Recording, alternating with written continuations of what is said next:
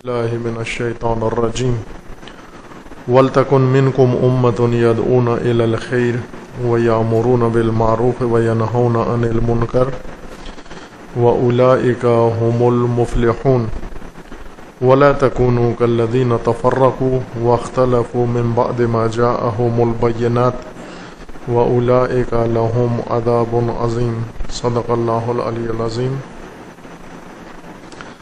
امت سازی از نظر قرآن موضوع ہے، اور اشارہ ہوا تھا کہ قرآن حکم دیتا ہے، فرمان دیتا ہے امت بننے اور بنانے کا، اور دین کا اہم ترین فریضہ، بنیادی فریضہ امت سازی ہے۔ باقی سارے فرائض درجے میں امت سازی کے فریضے کے بعد آتے ہیں۔ یہ اساسی و بنیادی فریضہ ہے۔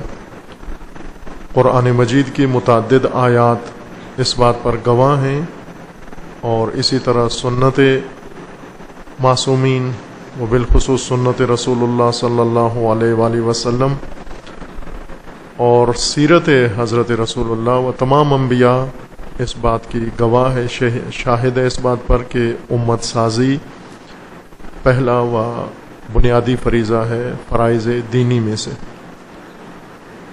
امت کی ایک اپنی خاص حد ہے، تعریف ہے، مفہوم ہے، خاص ہے، مد نظر ہر آبادی کو یا ہر جمعیت کو امت کہنا یہ درست نہیں ہے۔ جیسا کہ آج ہم کہتے ہیں امت مسلمہ کہتے ہیں، یہ بلا معنی لفظ ہے۔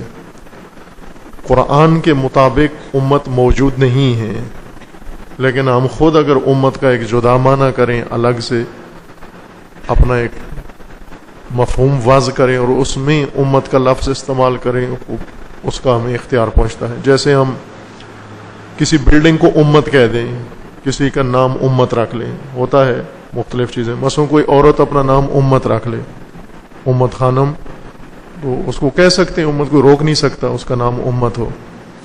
کوئی اپنی دکان کا نام امت رکھ لے، کوئی انڈسٹری کا نام امت رکھ لے، کوئی کسی شارع کا نام امت رکھ لے، امت روڈ، امت کالج، امت سکول، امت مدرسہ، وہ یہ امت نام ہے، آپ نے کسی چیز کے لیے وضع کر لیے ہیں۔ لیکن قرآن جس امت کی طرف رہنمائی کر رہا ہے اور ہدایت کر رہا ہے اور دستور دے رہا ہے امت سازی کا، وہ امت ایک خاص معنی و مفہوم ہے۔ اس معنی میں امت بننا ہے، مسلمانوں کو اس طرف جانا ہے۔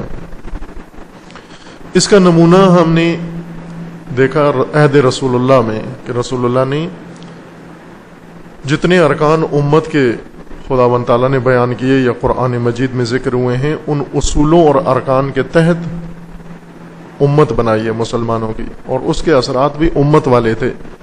لیکن تدریجاً یہ امت کا ڈھانچہ ختم ہوا، اس کا شیرازہ بکھرا اور مختلف شکلوں میں تبدیل ہونا شروع ہو گیا، جس کی آج چند شکلیں موجود ہیں اور چند نئی شکلیں پیدا ہو گئی ہیں۔ یہ اہم ترین فریضہ امت سازی کا، قرآن نے اس کا طریقہ کار بھی ذکر فرمایا ہے کہ کس طرح امت سازی کرنی ہے۔ نہ یہ کہ اصل فریضہ قرآن کا ہو لیکن طریقہ کار ہمارا اپنا ہو۔ امت سازی میں روش بھی قرآنی ہے، طریقہ کار بھی قرآنی ہے، اور امت کا ڈھانچہ بھی قرآنی ہے۔ مکمل طور پر دین کے بتائے ہوئے اصولوں کے تحت امت سازی کا عمل کرنا ہے۔ جس طرح روزہ ایک فریضہ ہے، تو ایسے نہیں ہے کہ شریعت مقدسہ میں خدا نے روزے کا حکم دے دیا اور پھر ہمیں شکل روزے کی، ڈھانچہ روزے کا، شرائط روزے کے اور باقی اوقات حتیٰ ہم نے خود معین کرنے ہیں کہ کب سے کب تک روزہ ہو یا روزے کا طریقہ کار کیا ہو۔ یہ طریقہ کار بھی دین سے ہم نے استفادہ کرنا ہے، نہ کہ خود بنانا ہے۔ کہ یہ روش ہمارے یہاں رائج ہے کہ ہم بعض اوقات ایک آئیڈیا دین سے لے لیتے ہیں، لیکن اس کو عملی کرنے کا طریقہ کار دین سے نہیں لیتے، وہ طریقہ کار غیر دینی ہے۔ کہ مثالیں بھی دی ہیں آپ کی خدمت میں کہ مسجد دین کے حکم سے بنا لیتے ہیں لیکن اس کو چلاتے غیر دینی طریقے سے ہیں، مدرسہ دین کے نام سے بناتے ہیں، چلاتے غیر دینی طریقے سے ہیں۔ یا کوئی اور کام دین کے عنوان سے عمل انجام دیتے ہیں لیکن ہوتا غیر دینی ہے، یا مثلا پارٹی بنا لیتے ہیں دینی اسلامی اور باقی اس کی کوئی چیز دینی نہیں ہوتی، صرف ٹائٹل دینی ہوتا ہے، نہ اس کا ڈھانچہ دینی ہوتا ہے، نہ اس کا دستور دینی ہوتا ہے، نہ اس کا ہدف دینی ہوتا ہے، ہر چیز غیر دینی ہوتی ہے۔ امت سازی کے اصولوں میں سے پہلی اصل و بنیاد اجتماع یا وحدت ہے، کہ قرآن مجید میں بار بار خداوند تعالیٰ نے اس کی تاکید کی ہے، اور یہی آیات سورہ مبارکہ آل عمران کی جہاں امت سازی کا حکم ہے، حکم سے پہلے رکن امت ذکر کیا گیا ہے، وَاعْتَصِمُوا بِحَبْلِ اللَّهِ جَمِيعًا وَلَا تَفَرَّقُوا، کہ آپ حبل خدا سے سب مل کر تمسک کرو، اسے تھام لو۔ امت سازی کا پہلا کام اجتماع ہے محور حبل اللہ میں، دین کے محور میں، یعنی اجتماع، اور اجتماع دین کے محور میں۔ دین بھی اس طرح کا دین جو قابل تمسک ہو، جس پر عمل کیا جا سکے، جس کے گرد سب جمع ہو سکیں، نہ وہ دین جو صرف ذہن میں رکھا جا سکے یا جس کو صرف ورد زبان بنایا جا سکے، وہ دین جس عملاً جس کے اوپر زندگی بسر کی جا سکے، جس کی بنیاد پر لوگ اکٹھے ہو سکیں، جس کے گرد جمع ہو سکیں اور ساری ضروریات اپنی اس دین سے پوری کر سکیں، وہ دین، اس دین کا نام ہے مکتب، یا دین کی مکتبی تفسیر یا دینی آئیڈیالوجی، کہ قرآن مجید منبع ہے مکتب کا و آئیڈیالوجی کا۔ آئیڈیالوجی ہر نسل نے خود اپنے لیے قرآن سے استنباط کرنی ہے و استفادہ کرنی ہے، کہ ابھی بعض خصوصیات کے ضمن میں ہم اس کی طرف آئیں گے۔ بس پہلی شرط اجتماع ہے، اور اجتماع کے اندر بھی آئیڈیالوجی ضروری ہے، اس کے محور میں اجتماع ہو، اور اس کے علاوہ جو اجتماع ہوا وہ غیر دینی ہے، وہ اجتماع مطلوب نہیں ہے، یعنی امت کی طرف نہیں لے کر جائے گا وہ اجتماع کسی اور طرف لے کر چلا جائے گا ہمیں، جس طرح کہ آج ہے۔ مسلمان ہزاروں عناوین کے تحت جمع ہیں آپس میں، اور وہ سارے غیر دینی عناوین ہیں، کہیں علاقے کے محور میں جمع ہیں، کہیں زبان کے گرد جمع ہیں، کہیں قومیت کے گرد جمع ہیں، کہیں نسب کے گرد جمع ہیں، کہیں مفادات کے گرد جمع ہیں، کہیں فرقے کے گرد جمع ہیں، کہیں رسومات کے گرد جمع ہیں، کہیں کس کے گرد جمع ہیں، یہ امت نہیں کہلاتی۔ ایک اور چیز جو اس وقت امت کے متبادل بن گئی ہے اور اس کے فریب میں سب مبتلا ہو گئے ہیں، وہ اصطلاح جہان اسلام ہے، دنیا اسلام، جہان اسلام، عالم اسلام۔ عالم اسلام یا جہان اسلام کوئی قرآنی یا دینی اصطلاح نہیں ہے، جہان اسلام۔ یہ اصطلاح بھی ہم نے قرض لیے دوسروں سے۔ جہان اسلام نہیں بننا، امت اسلام بننا ہے۔ جہان اسلام یعنی یہ مسلمان جہاں جہاں رہتے ہیں، جس شہر میں رہتے ہیں، جس دنیا میں رہتے ہیں، جس ملک میں رہتے ہیں، یہ سب جہان اسلام کا حصہ ہیں۔ جہان یعنی براعظم کی طرح کہہ لیں، ایک خطہ یا منسوب، ایک مذہب کے ساتھ منسوب لوگوں کو جہان سے تعبیر کیا جاتا ہے، اگرچہ وہ اس کے پابند نہ بھی ہوں، اس کو نہ بھی مانتے ہوں، پھر بھی وہ اس جہان کے اندر شمار ہو جاتے ہیں، اس عالم کے اندر شمار ہو جاتے ہیں۔ لہذا یہ تعبیر آج کل زیادہ رائج ہے، دنیا اسلام، جہان اسلام، عالم اسلام، عالم اسلامی، اور سب خوش ہیں کہ بھلے عالم اسلامی ہے، لیکن عالم اسلامی میں امت اسلام نہیں ہے، عالم اسلامی بغیر اسلام کے عالم اسلامی ہے، یا جہان اسلام بغیر اسلام کے جہان اسلام ہے، اس جہان میں اسلام نہیں ہے، موجود نہیں ہے۔ وہ شکل اسلامی ہے جو دین کہہ رہا ہے، دین کا حکم ہے وَلْتَكُن مِّنْكُمْ أُمَّةٌ۔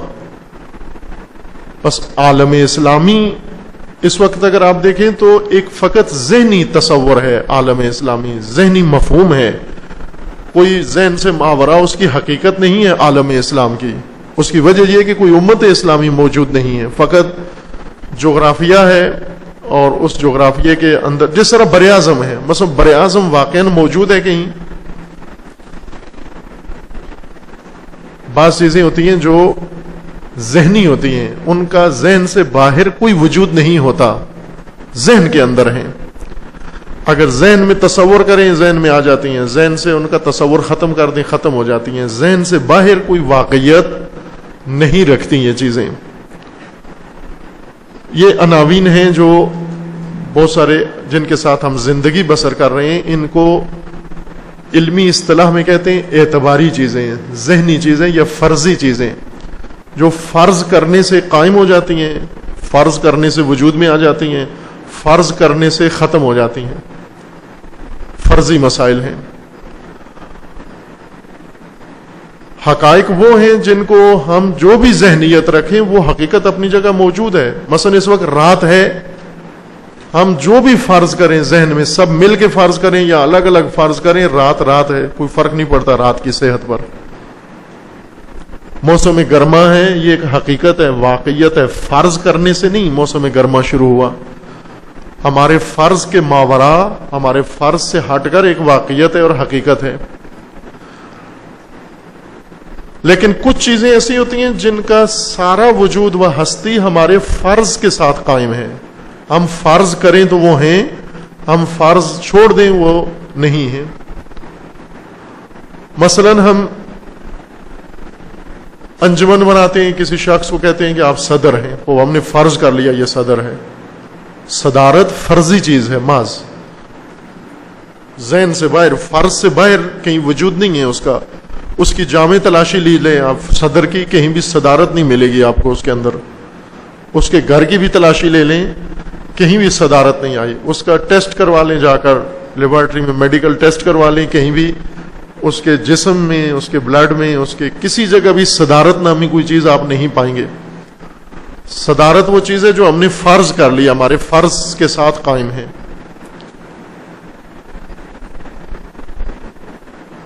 اور دنیا اسی کو کہتے ہیں، دنیا قابل مذمت دنیا ہے جس کا کہا گیا اس کو ترک کرنا ہے آپ نے. وہ یہی فرضی مسائل ہیں، یعنی فرضی چیزیں، اعتباری چیزیں جنہیں ہم نے گاڑ کے فرض کر کے اور ان کو معنی دے رکھا ہے اور پھر ان کے اندر زندگی بھی بسر کر رہے ہیں.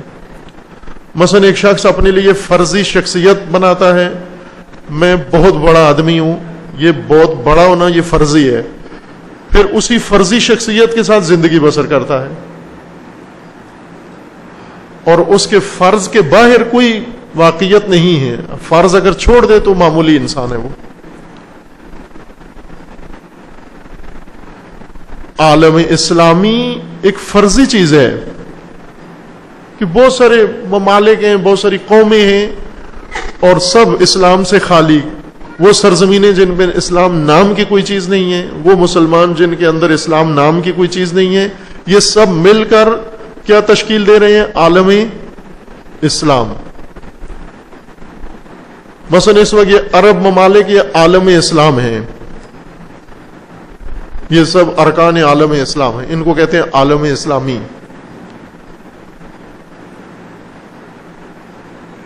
یہ سعودی حکمران، اردنی حکمران اور اماراتی حکمران، قطر و بحرین و یہ سارے یہ ہیں عالم اسلام. یا مثلا پاکستانی حکمران یہ عالم اسلام کے سربراہان مملکت ہیں. یہ مثلا عالم اسلام کے رہبر ہیں یہ لوگ. مولانا روم کے بقول کے برخیال نام شان و ننگ شان، برخیال صلح شان و جنگ شان. یعنی ان کی ساری بنیاد خیالوں پر ہے. خیالوں میں یہ نام و عزت حاصل کرتے ہیں، خیالوں میں ان کی بے عزتی ہو جاتی ہے. خیالی بے عزتی، خیالی عزت و خیالی بے عزتی، خیالی نام و خیالی ننگ، خیالی صلح و خیالی جنگ، سب خیالات کے اندر ہے. یہ عالم اسلام ہے. یہ بغیر اسلام کے سرزمینیں، بغیر اسلام کے نظام، بغیر اسلام کے قومیں، بغیر اسلام کے لوگ، بغیر اسلام کے ان کی تعلیمات، بغیر اسلام کے ان کے رسومات، یہ سب مل کر کیا تشکیل دے رہے ہیں؟ عالم اسلام. یہ عالم اسلام ہے. عالم اسلام جانشین امت اسلامی ہو گیا ہے اور ابھی یہ سب ارکان عالم اسلام بن گئے ہیں. فرضی چیز ہے عالم اسلام، حقیقی چیز امت ہے جس کو تشکیل دینا. امت فرضی نہیں ہے. کہ چند لوگ اکٹھے ہو جائیں اور انجمن بنانے، پارٹی کی طرح نہیں ہے امت. یہ باتیں بہت ہمارے لیے نئی ہیں اور ابتدائی، ابھی ان کو حل ہونا ہے، ہاضم ہونا ہے. بہت ساری چیزیں ہیں جو ابھی مثلا ہم ان کے الفاظ سے آشنا ہو رہے ہیں، ان کے معانی تک پہنچنا ہے، ان کی حقیقت تک پہنچنا ہے، انہیں تحلیل کرنا ہے، کھولنا ہے، ہاضم کرنا ہے. ابھی آپ توجہ کریں کہ قرآن کا اتنا واضح دستور، صریح دستور اور اہم ترین فریضہ، اور ہم پہلی دفعہ اسے متوجہ ہو رہے ہیں کہ امت بھی کوئی چیز ہے. وَلْتَكُن مِّنْكُمْ أُمَّةٌ، تم امت بنو. امت جب ہمارے ذہن میں آتی ہے تو فوراً ذہن ہمارا دوڑ کے ان مصادیق کی طرف چلا جاتا ہے جن میں ہم زندگی بسر کر رہے ہیں، جن سے ہم معنوں سے آشنا ہیں. یہ تعلیم کے اندر ایک مشکل ہے، خصوصاً طلاب علوم کو و علماء کو، اہل علم کو اس نقطے کی طرف متوجہ ہونا ضروری ہے. جیسے آپ سنتے رہتے ہیں اخباروں میں کہ اغوا کنندگان ہیں جو لوگوں کو تاوان کے لیے اغوا کر لیتے ہیں. اسی طرح جس طرح پیسے والوں کو یا دوسروں کو تاوان کی خاطر اغوا کیا جاتا ہے، ایک اغوا ہے ذہنی، ذہنوں کا اغوا. شیطان نے بھی قرآن میں قسم کھائی ہے خدا کی عزت کی کہ میں انسانوں کو اغوا کروں گا، لأغوینہم اجمعین، ان سب کو اغوا کروں گا میں. اغوا کی اقسام میں سے ایک اغوا ذہنی اغوا ہے کہ ذہن کو اغوا کر لیتی ہیں، بعض چیزیں اٹھا لیتی ہیں، لے جاتی ہیں کہیں اور ان میں سے مفروضے ہیں. ایک اغوا کنندہ ذہن مفروضے ہیں جو ہمارے ذہن میں پہلے سے بنے ہوئے ہیں. خالی ذہن تو نہیں ہے ہمارا، مفروضے فراوان بھرے ہوئے ہیں. یہ مفروضے بھی کوئی آباء و اجداد سے لیے ہیں، کوئی کلچر سے لیے ہیں، کوئی ماحول سے لیے ہیں، کوئی تعلیم سے لیے ہیں، کوئی ممبر اور سٹیج سے لیے ہیں، کوئی کہاں سے مفروضے ذہن میں ہمارے بھرے ہوئے ہیں. یہ مفروضے ذہن کو اغوا کر لیتے ہیں. دوسرا اغوا بڑا جو ذہن کا ہوتا ہے وہ مصادیق ہیں. وہ مصادیق جن سے ہم مانوس ہیں، جن کے ساتھ ہمارا روزمرہ کا اٹھنا بیٹھنا ہے، حشر و نشر ہے، یہ مصادیق بھی اغوا کنندہ ہیں، ہمارا ذہن اغوا کر لیتے ہیں. مثلا امت، لفظ امت یا معنی امت جب ذہن ہمارا جاتا ہے اس کو سمجھنے کے لیے، تو جہاں امت کا معنی ہے، ذہن جب اس طرف جا رہا ہوتا ہے، راستے میں ذہن کو اغوا کر لیتے ہیں مصادیق، اور اسے اغوا کر کے اپنے پاس لے آتے ہیں کہ ہم ہیں وہ امت. یہ بھی کہتے ہیں ٹھیک ہے، چونکہ امت دیکھی ہوئی تو نہیں ہے اس نے. جس طرح سے آپ مثلا فرض کریں جاتے ہیں کسی شخص کو ملنے کے لیے، آپ کسی آدمی کو ملنے جاتے ہیں، مثلا خالد کو ملنے جاتے ہیں. خالد کو آپ نے دیکھا ہوا نہیں ہے، فون پہ بات ہوئی ہے، اس نے کہا کہ آپ آ جاؤ، میں فلاں چوراہے میں تمہارا منتظر ہوں. آپ اسے ملنے جاتے ہیں، راستے میں ایک اور آدمی آ کر اسے پتہ ہے کہ آپ خالد کو ملنے جا رہے ہیں. وہ خالد نہیں ہے، اسے یہ معلوم ہے کہ آپ خالد کے پیچھے جا رہے ہیں، اس نے کال سن لی آپ کی، لہذا راستے میں آ کر آپ کو کہتا ہے کہ میں خالد ہوں، جس کی تلاش میں آپ ہیں وہ میں ہوں. وہ آپ نے بھی دیکھا ہوا تو نہیں خالد، آپ بھی ہاتھ ملاتے ہیں، الیکس سلیکٹ کرتے ہیں، جی ٹھیک ہے، اور جو کام خالد سے تھا وہ اس کے ساتھ بیان کر دیتے ہیں، اسے پیش کرتے ہیں، اور بسا اوقات نقصان بھی اٹھاتے ہیں. ہماری ناآشنائی کی وجہ سے، حقیقت سے ناآشنائی کی وجہ سے اس نے ہمیں اغوا کر لیا ہے، دھوکہ دیا، فریب دیا ہے. اصل میں انسان فریب خوردہ ہے، ہر چیز سے فریب کھاتا ہے. ہم جو بہت چالاک بنتے ہیں، بعض ہم میں سے ہے نا جو اس گمان میں مبتلا ہے کہ ہم بہت چالاک ہیں. بہت چالاک کیا ہیں کہ بوٹیاں زیادہ اپنی پلیٹ میں ڈال لیتے ہیں، مثلا ذمہ داری سے جان چھڑا لیتے ہیں. یہ چالاکیاں ہیں ہماری. یہی چالاک در حقیقت ہزاروں فریب میں آئے ہوئے ہیں. سب سے زیادہ فریب خوردہ یہی چالاک لوگ ہیں، کئی چیزوں کے دھوکے میں آئے ہوئے ہیں.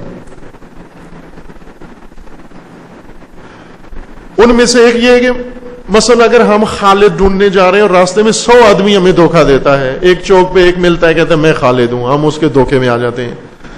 آدھی رقم اس کو دے دیتے ہیں، پھر اس کے بعد اس سے جان چھوٹتی ہے، اگلے چوک پہ جاتے ہیں، ایک اور کھڑا ہوتا ہے، وہ کہتا ہے میں خالد ہوں، وہ اٹھا کے لے جاتا ہے، باقی رقم ہماری وہ اینٹ لیتا ہے ہم سے۔ اسی طرح اگر 100 چوراہے ہم کراس کریں تو 100 آدمیوں کے دھوکے میں آ جاتے ہیں، اور وہاں 100ویں چوک پر اتنا دھوکا کھا کے ہم کہتے ہیں میں بہت چالاک ہوں، کیونکہ کسی رکشے والے کو 4 آنے کم دیے ہیں، آپ نے طے زیادہ کیا تھا، دیے تھوڑے ہیں، رکشے والے کو دھوکا دے کے سمجھتے ہیں کہ ہم بہت چالاک ہیں، جبکہ ہم خود 1000 دفعہ فریب کھائے ہوئے ہیں۔ ان میں سے ایک فریب مصادیق کا ہے کہ یہ مصادیق جب ہم حقیقت کو سمجھنے جاتے ہیں تو مصادیق اچک لیتے ہیں ہمیں، کہتے ہیں ہم ہیں، وہ کدھر جا رہے ہو؟ امت سمجھنے، وہ کہتے ہیں ہم امت ہیں، امت ادھر بیٹھی ہوئی ہے، آپ کدھر جا رہے ہو؟ کیا ہے امت؟ انجمن، یہ ہماری جو انجمن ہے یہ امت ہے، اور اس سے جان چھوٹتی ہے، اگلے چوک میں جاتے ہیں، کیا تلاش کرنی، کیا سمجھنے جا رہے ہیں؟ امت سمجھنے جا رہے ہیں۔ ایک پارٹی سامنے آتی ہے، ہم امت ہیں، امت ہم ہیں، امت سمجھنے جا رہے ہو، ہم امت ہیں، اور آپ کو وہ امت کے نعرے شعار سب بتائیں گے، کہیں گے ہم امت ہیں، ہم اسی دھوکے میں آ کے اسی کے ساتھ الجھ جاتے ہیں۔ اس سے جان چھوٹتی ہے، کسی تیسرے گروہ میں چلے جاتے ہیں، وہ فرقہ، وہ کہتے ہیں کیا ڈھونڈنے جا رہے ہو؟ امت، اچھا امت ڈھونڈنے رہے، ہم امت ہیں، امت یہاں بیٹھی ہوئی ہے، آپ کس کی تلاش میں ہو؟ وہ ہم فرقے میں مبتلا ہو جاتے ہیں۔ دھوکے پہ دھوکا، فریب پہ فریب ہمارے ساتھ ہوتا ہے اور ہم گم ہو جاتے ہیں۔ اسی طرح امت مسلمہ جو اپنا پتہ کھو بیٹھی، اپنی خودی فراموش کر بیٹھی، اپنی شناخت کھو بیٹھی ہے، اسی وجہ سے کھو بیٹھی ہے کہ مثلا بنو امیہ کے ہاتھے چڑھی، انہوں نے کہا ہم امت ہیں، خلافت کا نظام آیا کہا ہم امامت ہیں، ملوکیت کا نظام آیا کہا ہم امامت ہیں، جو بادشاہت کا نظام آیا کہا ہم امامت ہیں، ہم حق ہیں، ہم درست ہیں، اور دھوکا کھانے والے و فریب خوردہ ان کے دام میں اسیر ہو کر قدم قدم پہ بہک گئے۔ لہذا امت جب ہم سمجھنا چاہتے ہیں تو کوئی مصداق ہمیں اغوا نہ کرے، کسی انجمن کے دامن میں نہ پھر جا گرے، ہم کسی پارٹی یا حزب کے اسیر نہ ہو جائیں کہ یہ امت ہے، امت کا یہ نقشہ ہے، وہ نہ ہمیں دعوت دے کہ میں امت ہوں۔ آپ امت کی پہلے شناخت کر لیں، قرآن سے اس کی شناختی علامات ساری ڈھونڈ لیں، تلاش کر لیں۔ وہ صرف شناختی علامتیں کافی نہیں ہیں، اس کے ارکان، اس کی ذات، اس کی ماہیت، اس کی حقیقت، وہ اس کی ہویت قرآن سے دریافت کریں، یہ لے کر پھر دیکھیں کہ کہاں ہے، کہیں نظر آ رہی ہے امت۔ پھر کوئی قوم نہیں کہہ سکتی ہم امت ہیں۔ ابھی کوئی بھی قوم اٹھ کے کہہ دے ہم امت ہیں، فرقہ اٹھ کے کہہ دے ہم امت ہیں، گروہ اٹھ کے کہہ دے ہم امت ہیں، ہم کہتے ہیں ٹھیک ہے، جب یہ کہہ رہے امت ہے تو سچ ہی کہتے ہیں، جھوٹ تو نہیں بول رہے۔ ہمیں امت کی درست شناخت قرآن سے کرنی ہے کہ امت کہتے کس کو ہیں۔ امت وہ اجتماع یا بہدف لوگ جو دین کے محور میں ہو، اور دین بھی جو مکتبی شکل میں ہو، مکتبی شکل میں یعنی دستوری شکل میں جو دین ہو، جن لوگوں کے پاس ایک دستور ہو اور اس دستور نے انہیں اکٹھا کیا ہوا ہو، اس دستور کے گرد جمع ہو، دستور دینی کے گرد اس کے محور میں جمع ہو، وہ امت ہے۔ یہ البتہ یہ پہلا رکن ہے امت کا، ابھی بعد میں ہم بات کریں گے۔ اس کی بعض شناخت بتائی تھی کہ امت آئیڈیالوجی یا وہ مکتب جس کے گرد امت جمع ہو، پہلے اس مکتب کی پہچان ہو، پہلے اس آئیڈیالوجی کی شناخت ہو جائے ہمیں، تاکہ اس کے گرد جمع ہو سکیں۔ اس کی متعدد صفات تھیں جن کی طرف اشارہ ہوا ہے، ان میں سے ایک اور صفت یہ اس کی کہ مکتب و آئیڈیالوجی اس کے ساتھ تعلق ایمانی تعلق ہوتا ہے انسان کا، علمی تعلق کافی نہیں ہے، تحقیقی تعلق کافی نہیں ہے۔ مکتب معلومات مکتبی کافی نہیں ہوتی مکتب کے ساتھ تعلق برقرار کرنے میں، یعنی ہم ایک محقق بن کر، ایک اسکالر بن کر، ایک عالم بن کر یا ایک مجتہد بن کر مکتب کے ساتھ ارتباط رکھیں، مکتب میں ڈگری لے لیں، مکتب میں مثلا سند لے لیں، مکتب میں کوئی علمی درجہ پیدا کر لیں، اس سے انسان مکتب کے ساتھ مربوط نہیں ہوتا۔ مکتب کے ساتھ مربوط ہونے کے لیے ایمان چاہیے۔ ایمان کا رکن اصلی تصدیق ہے، یعنی مکتب کے ساتھ تعلق ایمانی تعلق ہے. مکتب خود بھی انسان کے اندر ایمان پیدا کرتا ہے اور ایمان ہی طلب کرتا ہے. دونوں کا تعلق آپس میں ایمانی ہے. یعنی مکتبی انسان سے مکتب آئیڈیالوجی ایمان مانگتی ہے، معلومات نہیں مانگتی. مثلا اگر کسی کو مکتب کے بارے میں، آئیڈیالوجی کے بارے میں فراوان معلومات ہوں تو اس کو مکتبی انسان نہیں کہیں گے ہم. یہ پیرو نہیں سمجھا جائے گا آئیڈیالوجی کا جب تک اس کا ایمان نہ ہو اس آئیڈیالوجی کے اوپر. اور آئیڈیالوجی بھی انسان کو فقط علم نہیں دیتی. جو آج ہو رہا ہے ہمارے اندر وہ یہ ہے کہ اسلام و دین ہمیں فقط علم دے رہا ہے، بس مدرسوں میں علم دیا، دینی علم پھیلایا جا رہا ہے ایمان کے بغیر. معلومات فراوان دین دے رہا ہے ہمیں. مثلا قرآنی معلومات، تفاسیر پڑھتے ہیں قرآنی معلومات حاصل ہو جاتی ہیں، حدیث پڑھتے ہیں سنت کی معلومات حاصل ہو جاتی ہیں، تاریخ پڑھتے ہیں تاریخ کی معلومات حاصل ہو جاتی ہیں، فقہ پڑھتے ہیں فقہ کی معلومات حاصل ہو جاتی ہیں. آج ہم فقی کس کو کہتے ہیں؟ جس کے پاس فراوان فقہی معلومات ہوں. فقہی معلومات تو انسان کو مکتبی نہیں بناتی.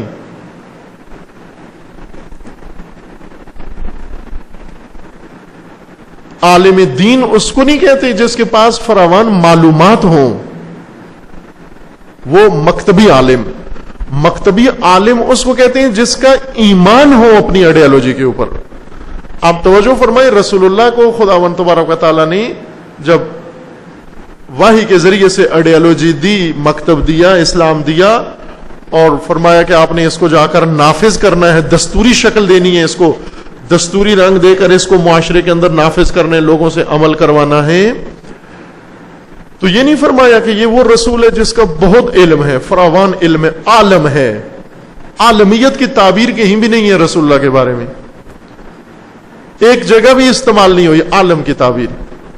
ابھی ہم فراوان کہتے ہیں کہ کس کی تقلید کریں؟ عالم کی تقلید کریں. عالم زیادہ جاننے والا، عالم سے ہے نا، عالم جاننے والا، عالم زیادہ جاننے والا، جس کو زیادہ معلومات ہو، وہ بہت زیادہ معلومات ہو. ممکن ہے ایک غیر مسلم کو اسلام کی مسلمانوں سے زیادہ معلومات ہو. ہیں، تعجب نہیں کریں. ایک طبقہ ہے جن کو مستشرق کہا جاتا ہے، مشرق شناس لوگ. مشرق شناس وہ لوگ کہلاتے ہیں جو مسلمان نہیں ہیں، مغربی ممالک کے لوگ ہیں، لیکن وہ مشرقیات کو آ کر پڑھتے ہیں، ان میں تعلیم حاصل کرتے ہیں، ڈگریاں لیتے ہیں. مثلا اسی میں انٹر کرتے ہیں، گریجویشن کرتے ہیں، ماسٹر کرتے ہیں اور ڈاکٹریٹ کرتے ہیں. اس وقت بڑے بڑے اسلام شناس مغرب میں بیٹھے ہوئے ہیں.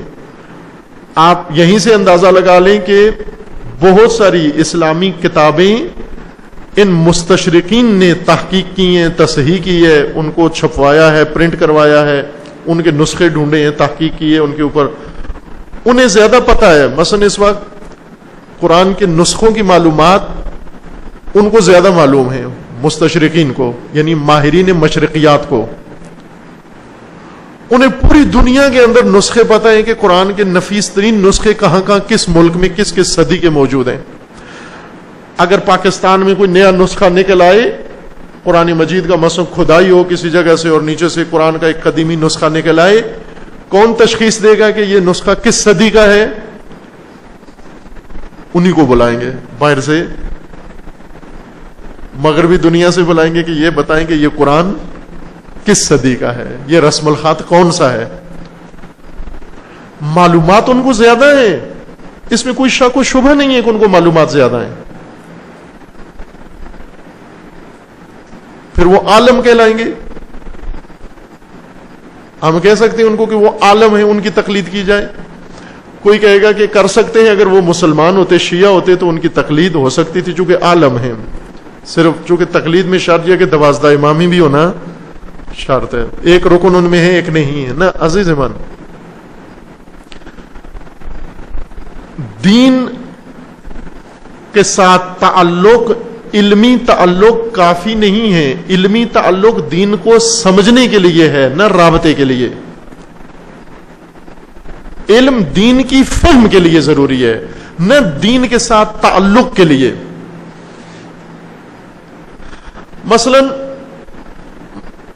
گھریلو رابطے، رشتے، ہمارے ماں باپ کے ساتھ رشتے علمی رشتے ہیں ہمارے، یعنی آپ کو اپنے والد صاحب کی تمام معلومات ہیں، یہ تعلق ہے آپ کا کہ والد صاحب کو سب سے زیادہ آپ سمجھتے ہیں. نہ، ممکن ہے آپ سے زیادہ ان کی کلی کو ان کو سمجھتے ہیں، ان کے دوست آپ سے زیادہ آشنا ہو. آپ کا اپنے والد کے ساتھ رشتہ اور ہے، آپ کے والد کے بارے میں معلومات اور چیز ہیں. ممکن ہے معلومات آپ کو کم ہو لیکن رشتہ بڑا گہرا ہے آپ کا ان کے ساتھ، تعلق بڑا گہرا ہے آپ کا ان کے ساتھ.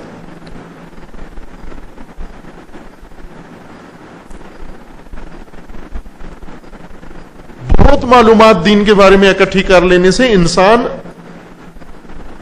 عالم دین بن جاتا ہے، پیروی دین نہیں بنتا.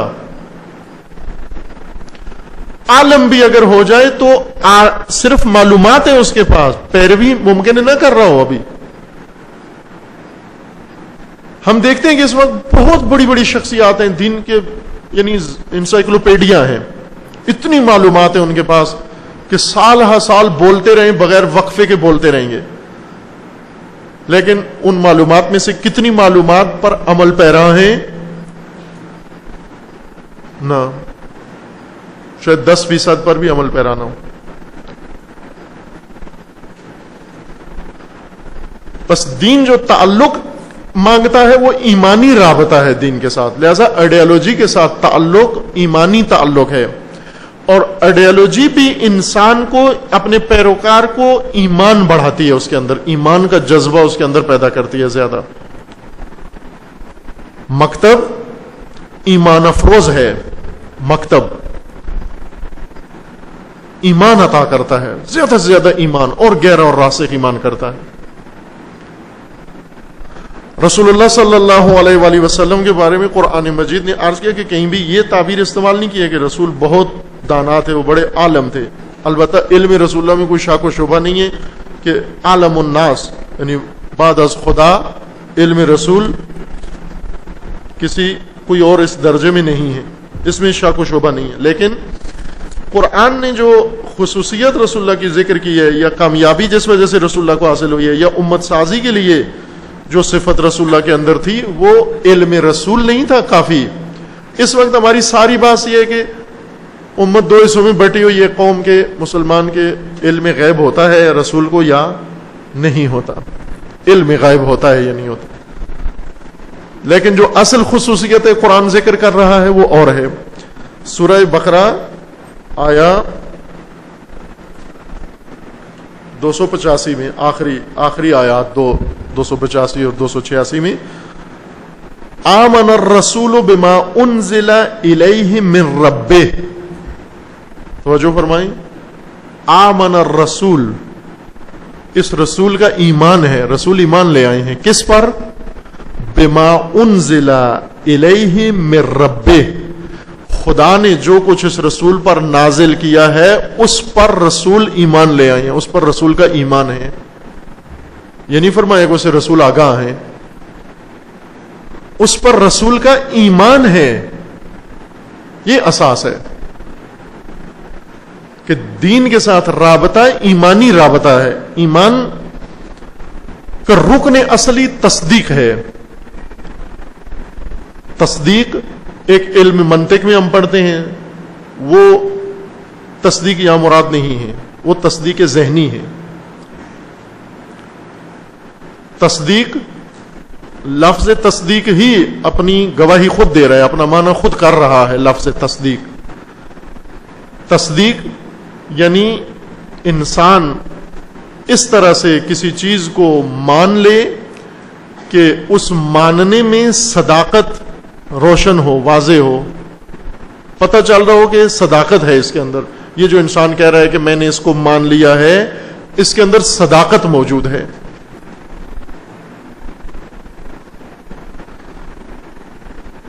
ایمان بہت کم چیزوں پر ہے، ہماری معلومات زیادہ ہیں. ایمان کم ہے ہمارا.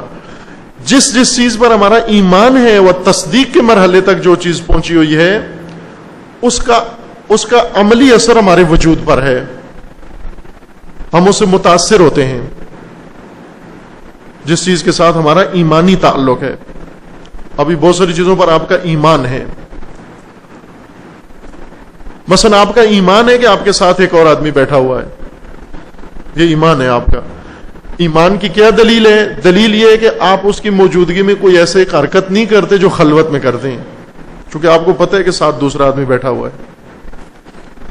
ساتھ بیٹھے ہوئے آدمی کی موجودگی پر آپ کا ایمان ہے, یعنی آپ اس کی موجودگی کی تصدیق کر رہے ہیں.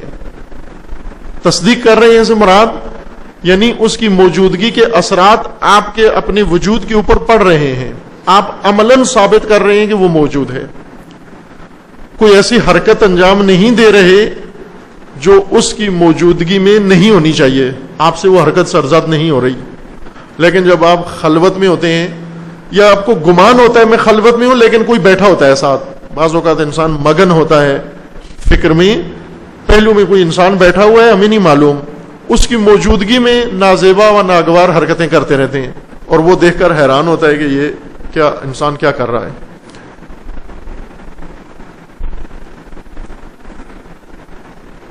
آئیڈیالوجی ایمان افروز ہے, ایمان انسان کا بڑھاتی ہے, اور آئیڈیالوجی کے اوپر بھی ایمان ہے, یعنی ایمان طلب کرتی ہے وہ ایمان عطا کرتی ہے. کس پر ایمان؟ وہ اپنے متعلقات پر, کے بعد میں کھلے گا جب یہ مطلب کہ آئیڈیالوجی میں کیا کیا چیزیں آتی ہیں. یعنی ایمان اس کے ہدف پر, ایمان اس ہدف کی رسائی پر, ایمان راہ پر, ایمان اس راہ کے اوپر کامیابی پر. ایمان کے ساتھ آئیڈیالوجی کا راستہ طے ہوتا ہے, معلومات کے ساتھ نہیں طے ہوتا. معلوماتی علماء ان کا طور طریقہ آپ دیکھ لیں, وہ صرف جاب کے لیے کام کر رہے ہوتے ہیں. اذان دی, تنخواہ دی, مؤذن رکھے ہوئے ہیں پیسے کے لیے اذان دیتا ہے, اور یہ کلمات جو ادا کر رہا ہوتا ہے اللہ اکبر, اس پر ایمان نہیں ہوتا اس کا اکبر اللہ نہیں ہے, اس کا اکبر حاجی اکبر ہے جو پیسے دیتا ہے, انجمن کا صدر. اللہ نہیں ہے اکبر اس کا, یہ جاب ہے اس کی. اللہ اکبر کہنے کے پیسے لیتا ہے, یہ معلومات ہے, اذان کا علم ہے اس کے پاس, نہ ایمان ہے. اذان میں کہتے ہیں اشہد اللہ الہ الا اللہ, میں گواہی دیتا ہوں. قرآن مجید میں سورہ منافقون میں ہے کہ جب منافق آ کر کہتے تھے کہ ہم گواہی دیتے ہیں کہ آپ اللہ کے رسول ہیں, خدا نے فرمایا کہ اللہ کو پتہ ہے کہ آپ اللہ کے رسول ہیں. منافق جھوٹ بولتا ہے. وہ منافق کیا کہہ رہا ہے کہ میں گواہی دیتا ہوں آپ اللہ کے رسول ہیں. خدا کا جواب آ رہا ہے یہ جھوٹ بولتا ہے. آخر یہ جھوٹ ہے؟ رسول اللہ کو کوئی رسول کہے یہ جھوٹ ہے؟ یہ تو سب سے بڑا سچ ہے جو رسول اللہ کی رسالت کا اقرار کرے. لیکن اللہ کہہ رہا ہے یہ جھوٹ بول رہا ہے. جھوٹ کس شعبے میں بول رہا ہے؟ جھوٹ یہ کہہ رہے ہیں کہ میں گواہی دیتا ہوں, شہادت دیتا ہوں. یہ شہادت نہیں شمار ہو رہی, گواہی نہیں دے رہا یہ. چونکہ گواہی کے لیے, شہادت کے لیے دل کا ایمان ضروری ہے, اس کے دل میں ایمان نہیں ہے, اس لیے یہ گواہی شمار نہیں ہوتی. لہذا مؤذن جب اذان دیتا ہے یا تشہد میں جب پڑھتا ہے اشہد اللہ الہ الا اللہ, تو ادھر سے آواز آتی ہے یہ جھوٹ بول رہا ہے. یہ کب گواہی دے رہا ہے کہ اس کا فقط خدا رب ہے, فقط اللہ ہے, اس نے تو ہزار معبود اپنے بنائے ہوئے ہیں. یہ جھوٹا ہے, سب سے بڑا جھوٹا ہے یہ. اس کے ہزار معبود ہیں, ہزار الہ ہیں, ہزار جگہ سجدہ کرتا ہے, اور ابھی کہہ رہے میں گواہی دیتا ہوں کہ سوائے خدا کے کوئی معبود نہیں ہے. یہ جھوٹ ہے یہ. مثلا ایک آدمی کیا کہ پہلے آئے 100 آدمیوں کو ہاتھ ملا کے آئے, پھر آ کے آپ کو ہاتھ ملائے اور کہے کہ پہلے آدمی آپ ہیں جن سے اب میں ہاتھ ملا رہا ہوں. اور یہ جھوٹ ہے بالکل. آپ 100 آدمیوں کو ہاتھ ملا کے آئے ہیں. پھر بعض لوگ ہیں نا ایسے کہتے ہیں کہ پہلی دفعہ آپ کے گھر پہلی دفعہ آ رہا ہوں, پہلے کسی کے پاس نہیں گیا. یہ مثلا عید کی مبارکباد دینے کے لیے پہلی کال آپ کو کی ہے, حالانکہ 1000 کالیں اور کر چکا ہے. یہ جھوٹ بول رہا ہے کہ میں پہلی کال آپ کو کی ہے. جب یہ خدا کے پاس آتا ہے اور کہتا ہے کہ میں گواہی دیتا ہوں میرا رب ایک ہے, میرا معبود ایک ہے, یہ جھوٹ ہے. یہ تو 1000 چیزوں کو معبود بنایا ہوا ہے اپنا.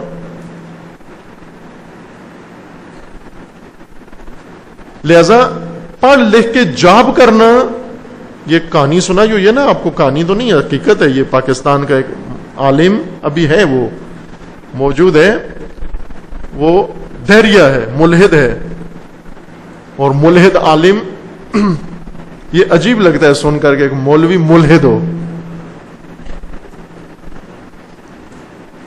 مشہور شخصیت ہے، اس کے خطبے جمعے کے امام جمعہ ہے، حافظ قرآن ہے، اور مدرسے میں پڑھاتا ہے اور ریڈیو ٹی وی پہ لیکچر دیتا ہے اور بڑی اچھی گفتگو کرتا ہے، پتہ نہیں کہیں اور بھی پڑھاتا ہوگا.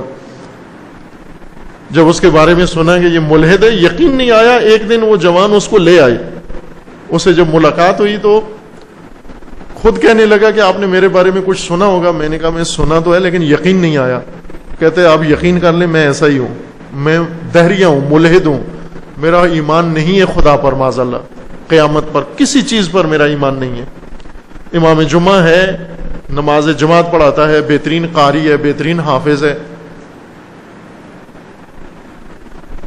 اور ساتھ ہی اس نے کہا میں بغیر وضو کے پڑھاتا ہوں اکثر جمعے اور نمازیں، تراویح بھی پڑھاتا ہے وہ، بغیر وضو کے کام میں پڑھاتا ہوں. میں نے کہا کہ یہ دھوکہ کیوں دیتے ہو آپ لوگوں کو؟ کہہ دو کہ میرا ایمان نہیں ہے ان چیزوں پر، تو لوگوں کا دین کیوں خراب کرتے ہو آپ؟ تو اس نے کہا یہ جاب ہے، میں نے پڑھا ہے، علم حاصل کیا، ایجوکیشن ہے میری، ڈگری لی ہے، یہ جاب ہے میری. دوسرے پڑھے لکھے لوگ نہیں آفیسز میں کام کر رہے، اسکولوں میں ٹیچر جو کچھ پڑھا ہے انہوں نے وہ جاب کر رہے ہیں، میں بھی جاب کر رہا ہوں اور صحیح جاب کرتا ہوں. کبھی نماز لیٹ نہیں کرتا، کسی جگہ جمعہ لیٹ نہیں کرتا، بالکل ٹھیک پڑھاتا ہوں. قرآن پڑھاتے ہوئے بالکل کوتاہی نہیں کرتا، غفلت نہیں کرتا، صحیح پڑھاتا ہوں. شاگردوں سے جا کے پوچھ لیں میرے، جاب ہے اور امانت داری سے جاب کرتا ہوں میں، لیکن وضو نہیں کرتا. میں نے کہا کیوں نہیں کرتے؟ کہتے ہیں کہ یہ ٹیچر جو پڑھاتے ہیں وضو کر کے جاتے ہیں کوئی کلاسوں میں. جاب ہے، جیسے بھی جاب ہے، میری جاب کے پیسے لیتا ہوں، جتنے پیسے لیتا ہوں اتنی ڈیوٹی کر دیتا ہوں میں.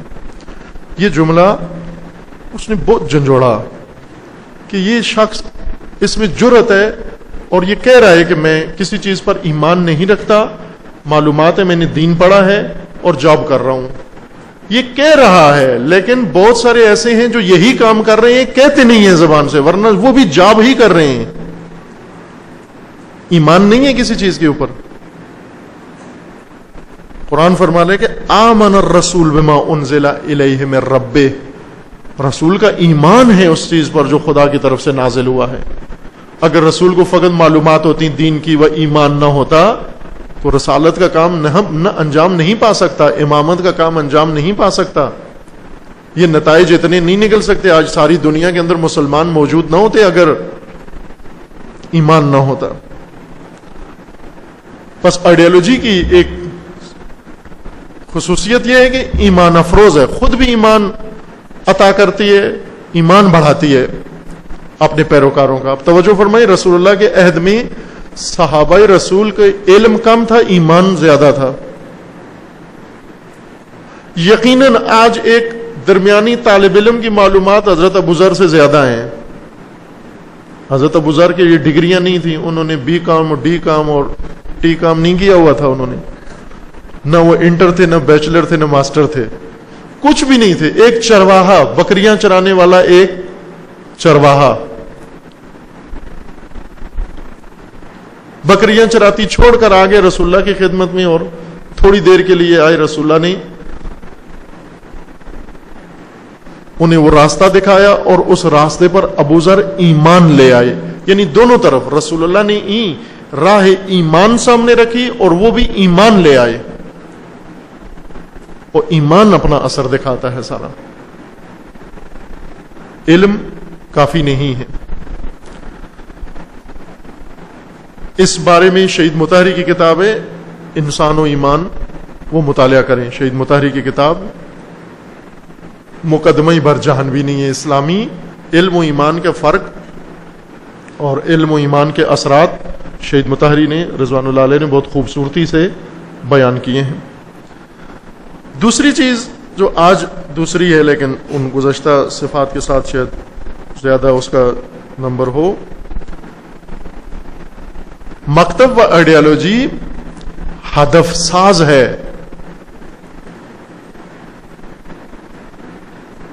وہ ہدف پرست آئیڈیالوجی ہمیشہ ہدف کی طرف انسان کو متوجہ کرتی ہے، ہمیشہ ہدف سامنے رکھتی ہے آئیڈیالوجی. ہدف دیتی ہے، مقصد اس کے سامنے رکھتی ہے، اور اس ہدف کی طرف اس کو راغب کرتی ہے آئیڈیالوجی. ہدف ساز ہے آئیڈیالوجی، کہتی ہے اس کو جو ہدف ساز ہو. جس کے اندر ہدف نہ ہو وہ دین نہیں ہے. دین یعنی پہلے مقصد سامنے رکھو، پہلے مقصد سامنے رکھ کے اس مقصد کی طرف راستہ تلاش کرو، اور اس راستے کو طے کرنے کے لیے اب سفر شروع کرو، حرکت شروع کرو. یہ کل دین ہے. صراط، حرکت، ہدف.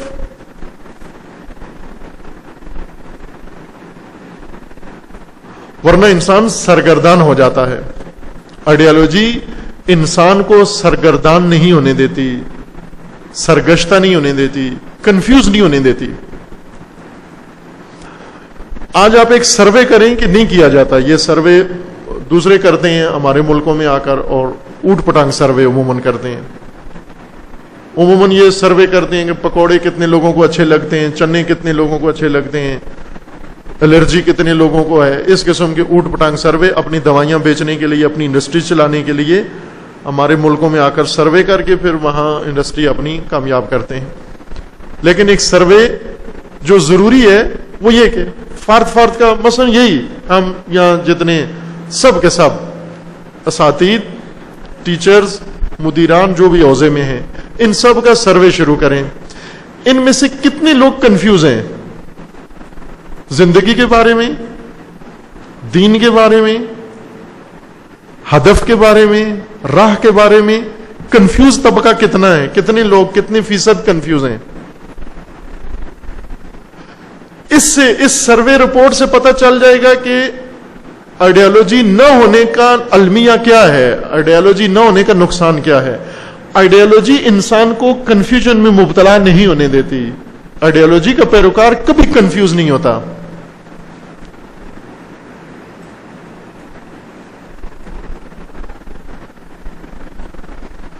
تین بڑے شعبے ہوتے ہیں جن میں انسان کنفیوز ہوتا ہے. تین بڑے شعبوں میں: ہدف، راہ اور راہبر. ان تین میں سے کسی ایک شعبے کی کنفیوژن انسان کو ہلاک کر دیتی ہے. اور آج کا مسلمان تینوں شعبوں میں کنفیوز ہے. ہدف میں بھی کنفیوز ہے.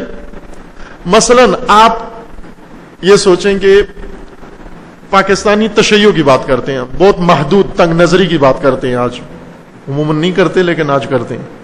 مثلا شیعہ، پاکستان کا شیعہ، اس کے مد نظر کیا ہدف ہے؟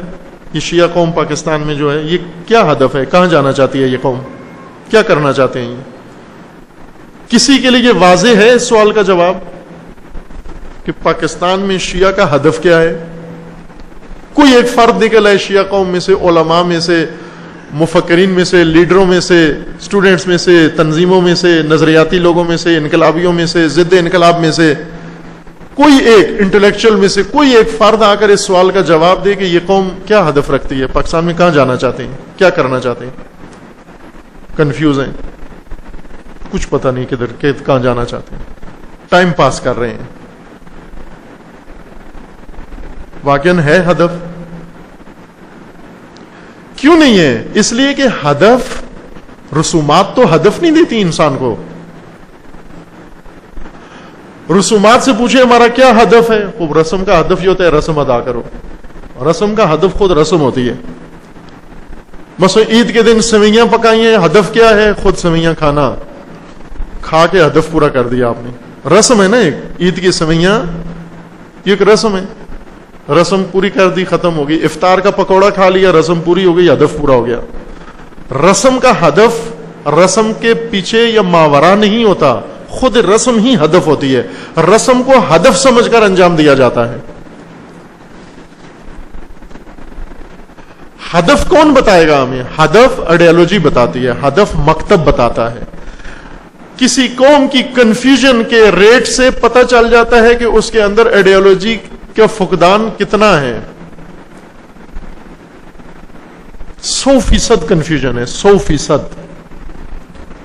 یہ بدگمانی نہیں ہے، حقیقت ہے. 100% کنفیوژن ہے ہدف کے بارے میں. کیا کرنا ہے کچھ پتہ نہیں ہے کیا کرنا ہے. اور حق بھی ہے, یعنی اس میں ہم متہم نہیں کرتے کہ کیوں لوگ کنفیوز ہیں. کنفیوز نہ ہو تو کیا کریں, پھر کنفیوز بھی نہ ہو. پاکستان میں رہ کر کم از کم ایک ہی تو اختیار ہے کنفیوژن کا, وہ بھی لے لیں ہم ان سے, تو بیچارے کدھر جائیں گے. بجلی بھی نہیں ہے, کنفیوز بھی نہ ہو.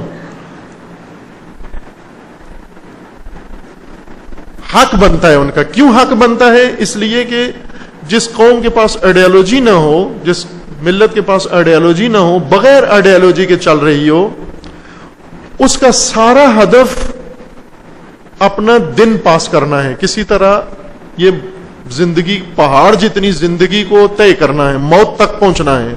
سارا ہدف موت تک پہنچنا ہے کسی طرح, لہذا مرگ تک رینگ کے جانا ہے وہاں تک. یہ سارا ہدف ہے اس کا, کنفیوز طبقے کا. آئیڈیالوجی انسان کو ہدف دیتی ہے کہ یہ آپ کا مقصد ہے, اور آئیڈیالوجی میں یہ پہلی کنفیوژن دور ہوتی ہے. دوسرا, آئیڈیالوجی انسان کو راستہ بتاتی ہے کہ اس مقصد تک پہنچنے کا راستہ کیا ہے. اب ہمارے پاس کنفیوژن دوسری راستے میں ہے. راہ کیا ہے, کس راہ پہ چلیں ہم, کنفیوژن موجود ہے. راہبر, کنفیوژن موجود ہے. ہمیں ابھی راہبر کی ڈیفینیشن بھی نہیں پتا. ابھی تک ہم راہبر سے جو آشنا ہے, راہبر کولر سے آشنا ہے. راہبر کا جب نام آتا ہے تو سب کا ذہن وہ کولر کی طرف چلا جاتا ہے. جو راہبر کے نام سے یہاں کولر بنتا ہے نا پاکستان, ادھر ہمارا ذہن دوڑ کے چلا جاتا ہے. ظاہر ہے ایک ایسی ملت کو اس سارے بحران سے نکالنے کے لیے ایک چیز کی ضرورت ہے, دین, آئیڈیالوجی, مکتب دینی, نہ کشکولی و رسوماتی دین. مکتب دینی یا دین مکتبی, اسلام مکتبی, اس کی پہلی ضرورت ہے. ہر چیز سے پہلے اس ملت کی ضرورت مکتبی اسلام ہے.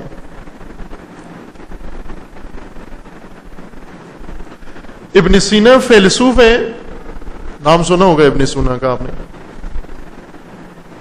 کہاں رہتے ہیں جی؟ 7 میں فوت ہو گئے, خدا رحمت کرے انہیں. 1000 سال پہلے موجود تھے ابن سینا, ابو علی سینا جن کو کہتے ہیں. ایک نابغہ انسان, ایک عبقری, جن کی کتابیں سادہ سال, کئی 100 سال تک یورپ کے دانشکدوں میں سلیبس کے طور پر پڑھائی جاتی رہی ہیں. بلکہ ابھی اسی صدی میں, یہ اسی صدی کے اوائل تک ابن سینا کی کتابیں یورپ میں سلیبس میں تھیں. جب ہمارے ہاں حرام تھیں پڑھنا ابن سینا کی کتابیں, ہمارے علماء کا فتویٰ یہ تھا کہ ابن سینا کی کتابیں چونکہ فلسفہ ہے, وہ فلسفہ نجس ہے, وہ حرام ہے, وہ پلید ہے. ہمارے لوگوں نے اس کو پلید کہہ کے حرام قرار دیا ہوا تھا, اور یورپ نے اس کو اپنے سلیبس میں شامل کیا ہوا تھا. میڈیکل کالج میں, یورپ کے میڈیکل کالج میں شیخ کی قانون کی کتاب تقریباً آج سے 50 سال پہلے تک پڑھائی جاتی رہی ہے. ابن سینا شیخ رئیس ان کو کہتے ہیں. فیلسوف ہے, ریاضی دان ہے, طبیب ہے,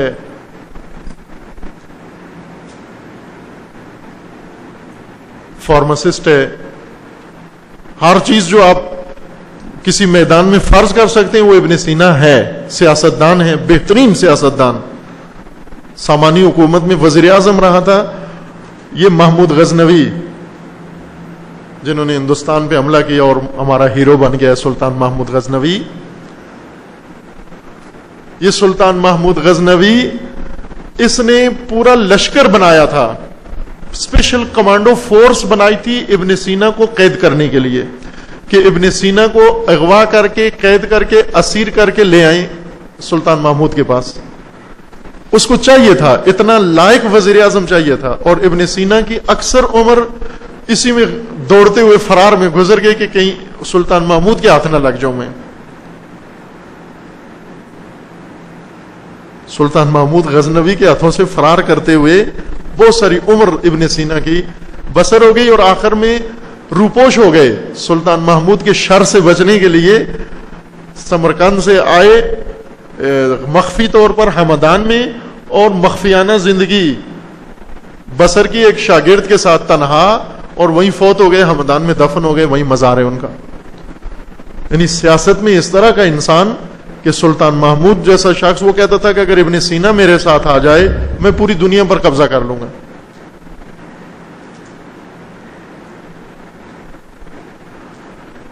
ابن سینا اپنی کتاب میں، بہت ساری کتابیں ان کی اچھی کتابیں انشاءاللہ پڑھیں گے، آپ کے سلیبس میں بھی ہیں ابن سینا کی کتابیں.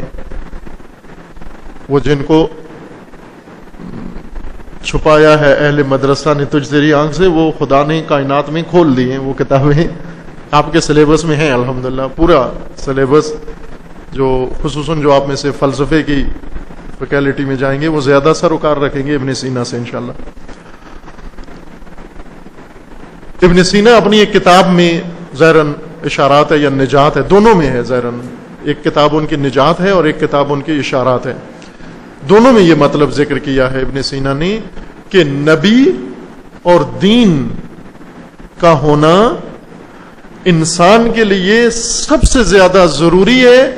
حتیٰ چونکہ طبیب بھی تھے، ڈاکٹر بھی تھے، وہ جانتے تھے. وہ مثلا یہ کہتے تھے کہ یہ آنکھوں کے، انسان کے آنکھوں کے اوپر جو ابرو بنے ہوئے ہیں یہ ضرورت ہے انسان کی.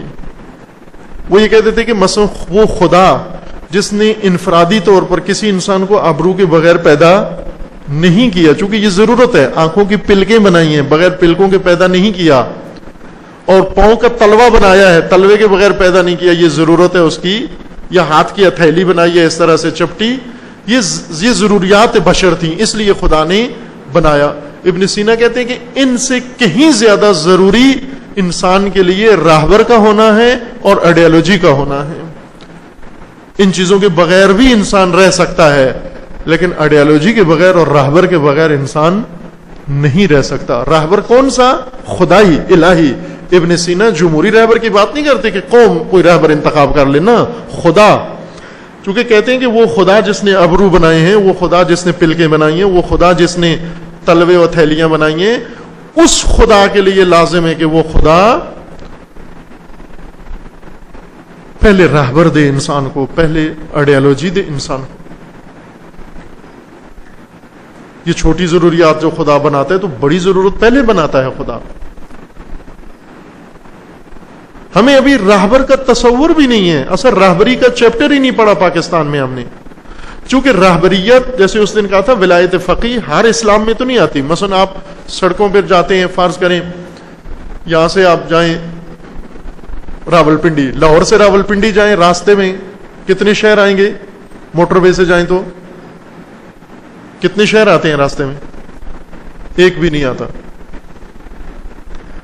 لاہور سے اگر آپ موٹر وے پہ چڑھیں پنڈی جانے تک، راستے میں ایک شہر بھی نہیں آتا. یہ موٹر وے ہے. لیکن اگر آپ جی ٹی روڈ پر جائیں تو راستے میں ہر 10 کلومیٹر بعد ایک شہر آتا ہے. گوجرانوالا کہاں آئے گا؟ موٹر وے پر آئے گا؟ نہ، جی ٹی روڈ پر آئے گا. لہذا جن کو گوجرانوالا جانا ہے جی ٹی روڈ سے جانا چاہیے ان کو، موٹر وے پہ نہیں جائیں گے. موٹر وے میں پھر ان کو نکلنا پڑے گا موٹر وے سے. ہم نے جنت کے لیے موٹر وے بنوا لی ہے جس میں راستے میں کوئی شہر آتا ہی نہیں ہے، نہ ولایت فقیہ، نہ حکومت اسلامی، نہ نظام اسلامی، نہ معیشت اسلامی، کوئی سسٹم آتا ہی نہیں ہے راستے میں. ڈائریکٹ جنت، سیدھا مسجد سے سیدھا جنت. یہ موٹر وے بھی ہم نے خود خیالوں میں بنائی ہوئی ہے، کہیں حقیقی نہیں ہے. اگر ہوتی تو ٹھیک تھا، خیالوں میں ہے، خیالی موٹر وے ہے. ہر دین تو ولایت فقیہ پہ جا کر نہیں ختم ہوتا. ایک ابتدا سے اس کے جو ابجد ہیں، الف بے ہیں، وہ پڑھیں دین کے تو نوبت آتی ہے حکومت اسلامی پر. رہبر کون سے دین کے اندر رہبری ضروری ہے؟ ہر دین کے اندر تو رہبری ضروری نہیں ہے. موٹر وے پر رہبر نہیں چاہیے، رہبر چاہیے معاشرت، جہاں معاشرت ہو، جہاں شہروں سے گزرنا ہو، جہاں دوسروں کے ساتھ مل کے رہنا ہو، جہاں پر امت ہو، وہاں رہبر چاہیے. جس دین کے اندر امت کا کنسپٹ نہیں ہے اس دین کے اندر امام کا بھی کوئی کنسپٹ نہیں ہے. بغیر امام کے جنت جا سکتے ہیں آپ. اگر بغیر امت کے جنت جا سکتے ہیں تو بغیر امام کے بھی جا سکتے ہیں آپ. رہبریت اس دین کے اندر ہے جو مکتبی دین ہو. مکتبی دین کے اندر رہبریت کا تصور موجود ہے, نہ رسوماتی دین کے اندر. رسومات انجام دینے کے لیے رہبر چاہیے ہمیں, کہیں چاہیے رہبر رسومات کی ادائیگی کے لیے. عید کی سویاں کھانے کے لیے لیڈر چاہیے ہمیں. لیڈر نہیں چاہیے آپ کو, صرف سویاں چاہیے بس. گیس چاہیے جو نہیں ہے آپ کے ملک میں. رہبر آئیڈیالوجی بتاتی ہے کہ آپ کو رہبر کی ضرورت ہے. بس ایک خصوصیت مکتب کی یہ ہے کہ مکتب کا پیروکار, اس کے اندر کنفیوژن نہیں ہوگی, چونکہ مکتب ہدف عطا کرتا ہے انسان کو, ہدف کے لیے راستہ معین کرتا ہے انسان کے لیے, اس راستے کے اوپر حرکت کرواتا ہے انسان سے, اور اس راہ کو طے کرنے کے لیے راہبر شناخت کرواتا ہے, راہبر کی ہاتھ میں لگام دے دیتا ہے. مکتب انسان کو بے لگام نہیں چھوڑتا, بے مہار نہیں چھوڑتا. مکتب انسان کی لگام لے کر راہبر کے اختیار میں دیتا ہے.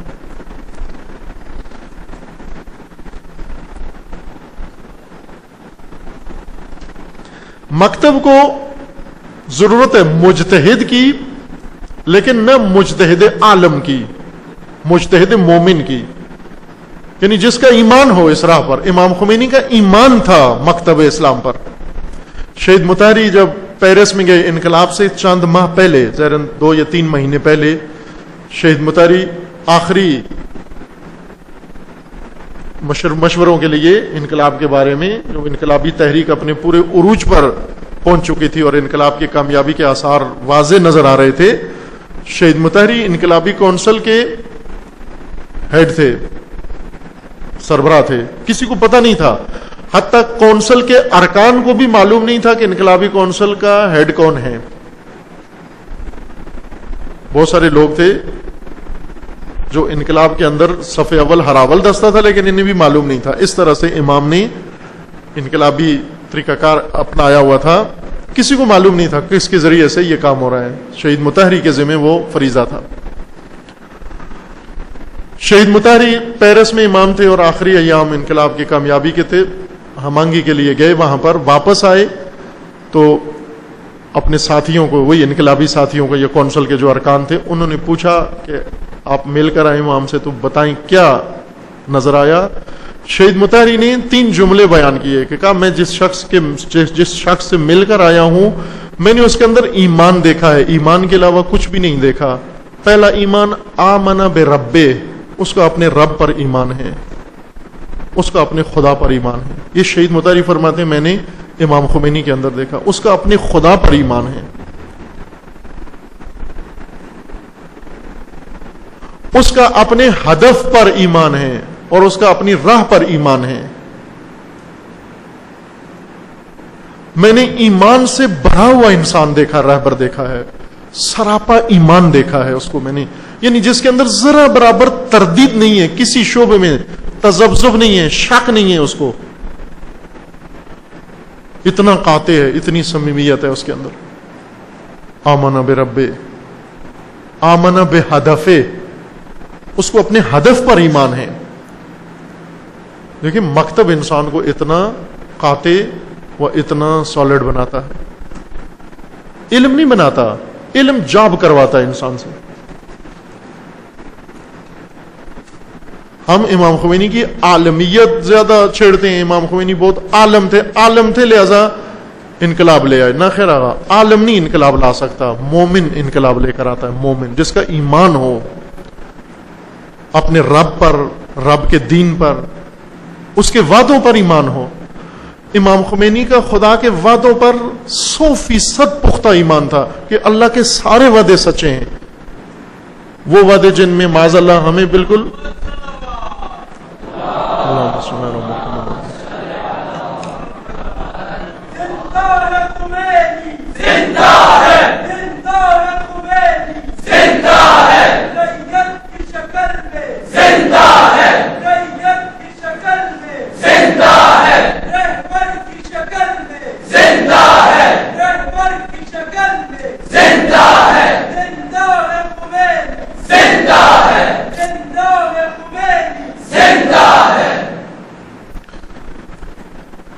ایمان، اس طرح پختہ ایمان امام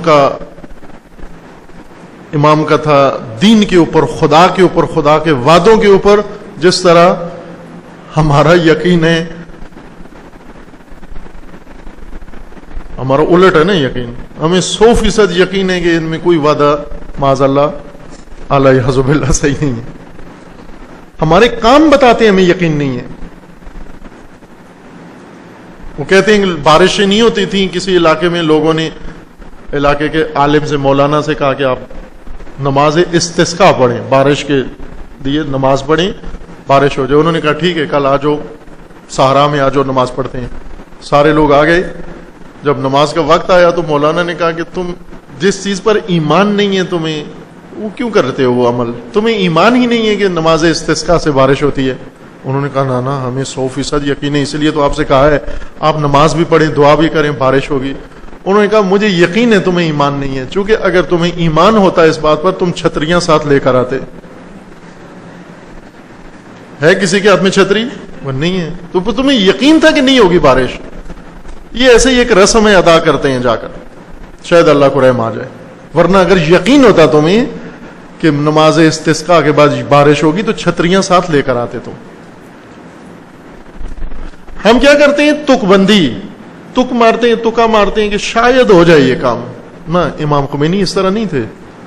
امام کو 100% یقین تھا کہ یہی راہ ہے، یہی وعدہ خدا ہی نجات کا راستہ ہے، اس کے علاوہ کوئی راستہ نہیں ہے.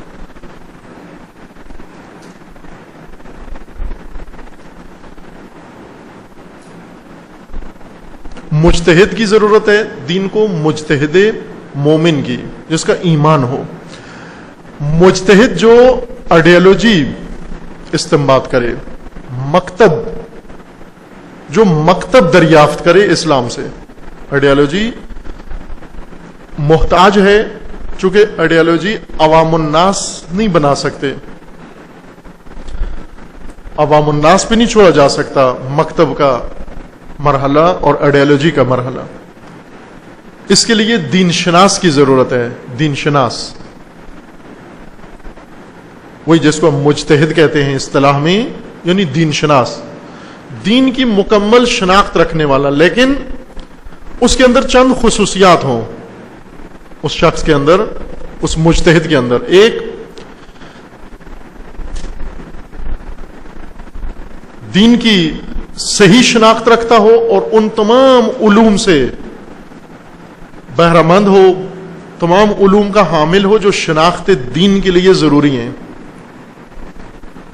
جاب کرنے والا نہ ہو، دین شناس ہو، اس نے عمر صرف کی ہو دین کی شناخت میں، اور نہ صرف روایات و آیات و سندیں اس کو حفظ ہوں، بلکہ دین کا ذائقہ بھی اس کو معلوم ہو، دین کا مزاج بھی اس کو معلوم ہو. اتنا دین کے اندر راسخ ہو، ذوب ہو جائے کہ دین کا مزاج اس کو سمجھ میں آ جائے.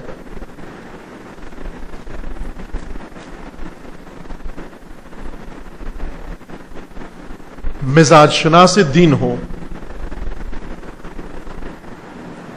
اور اس کے اندر یہ صلاحیت ہو کہ دین کے منابع سے تعلیمات دین استخراج کر سکتا ہو، اور ان تعلیمات کو دستوری شکل دے کر آئیڈیالوجی بھی بنا سکتا ہو، مکتب کا رنگ دے سکتا ہو، اس کو مکتبی تدوین کا ماہر ہو. جس مجتہد کی ضرورت ہے آج امت سازی کے لیے. کچھ ہمیں ضرورت ہے جو ہماری موجودہ شکل ہے، اسی شکل میں ہمارا ٹائم پاس کرنے کے لیے، اس کے لیے کافی ہیں. جس کے پاس ڈگری ہو وہ کافی ہے، وہ کام کرتا ہے. مثلا جیسے کون سا پیش نماز چاہیے؟ امام جماعت. وہ امام بے شک نہ ہو، ملازم ہو جماعت کا، وہ کافی ہے. تنخواہ لے کے نماز پڑھاتا ہو کافی ہے. مسجد چلتی ہے، نظام چلتا ہے، ایسا امام کافی ہے. لیکن امت کی زمام سنبھالنے والا امام وہ اور ہونا چاہیے. جس طرح اقبال نے کہا نا کہ تیرے زمانے کا امام برحق وہ کوئی اور ہے. 2 رکعت والا پیسے لے کے نماز پڑھانے والا امام تیرے زمانے کا امام برحق نہیں ہے. تیرے زمانے کا امام وہ ہے جس کے اندر یہ خصوصیات موجود ہوں. یہ مجتہد جو دین شناس ہو اور دین کو مکتب کی شکل میں، دستوری شکل میں پیش کر سکتا ہو، تدوین کر سکتا ہو.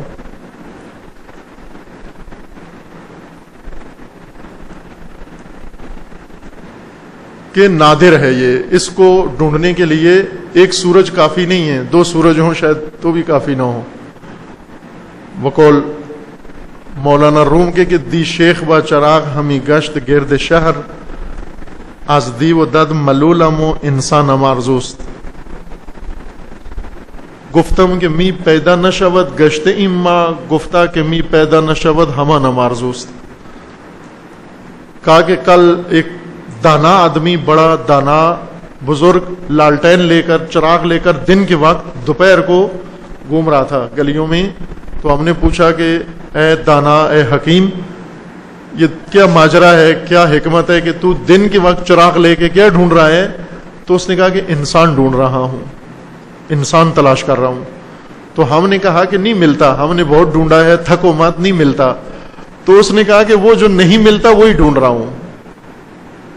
گفتیم کہ می پیدا نہ شود گشت اما، گفتا کہ می پیدا نہ شود ہمان امارزوست. وہی جو نہیں ملتا وہی تلاش کر رہا ہوں. وہ کہاں ہے؟ اور وہ ضرورت ہوتا ہے. عزیزان، کچھ لوگوں کی ضرورت لوگ ہیں اور کچھ علماء لوگوں کی ضرورت ہے، امت کی ضرورت ہے.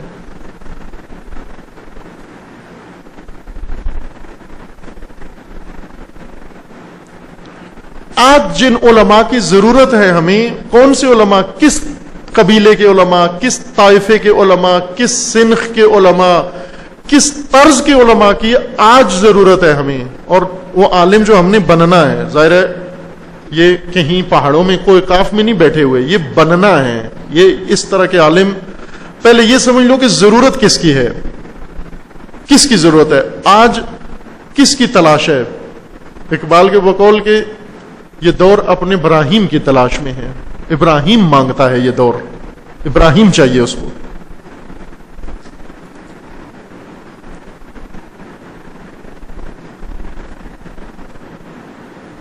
سید جمال الدین افغانی جو یہ صلاحیت رکھتا ہے، فقی سید جمال الدین افغانی ان بزرگوں میں سے ہے کہ جو دین شناس ہے، مزاج دین کو سمجھتے ہیں اور مزاج دین کے ساتھ ساتھ دین کو دستوری مکتبی آئیڈیالوجی کی شکل میں پیش کرنے کی صلاحیت بھی رکھتے ہیں.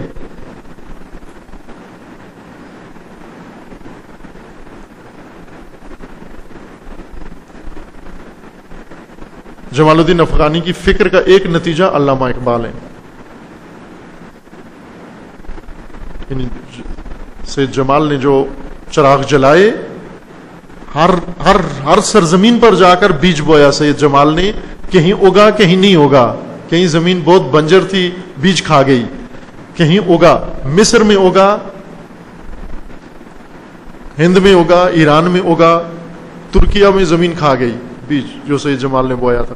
سب سے زیادہ محنت ترکیہ میں کی تھی سید جمال نے، اور ترکیہ میں ہی ظاہر ان کی شہادت بھی وہیں ہوئی، ترکیہ میں ہی ہوئی تھی.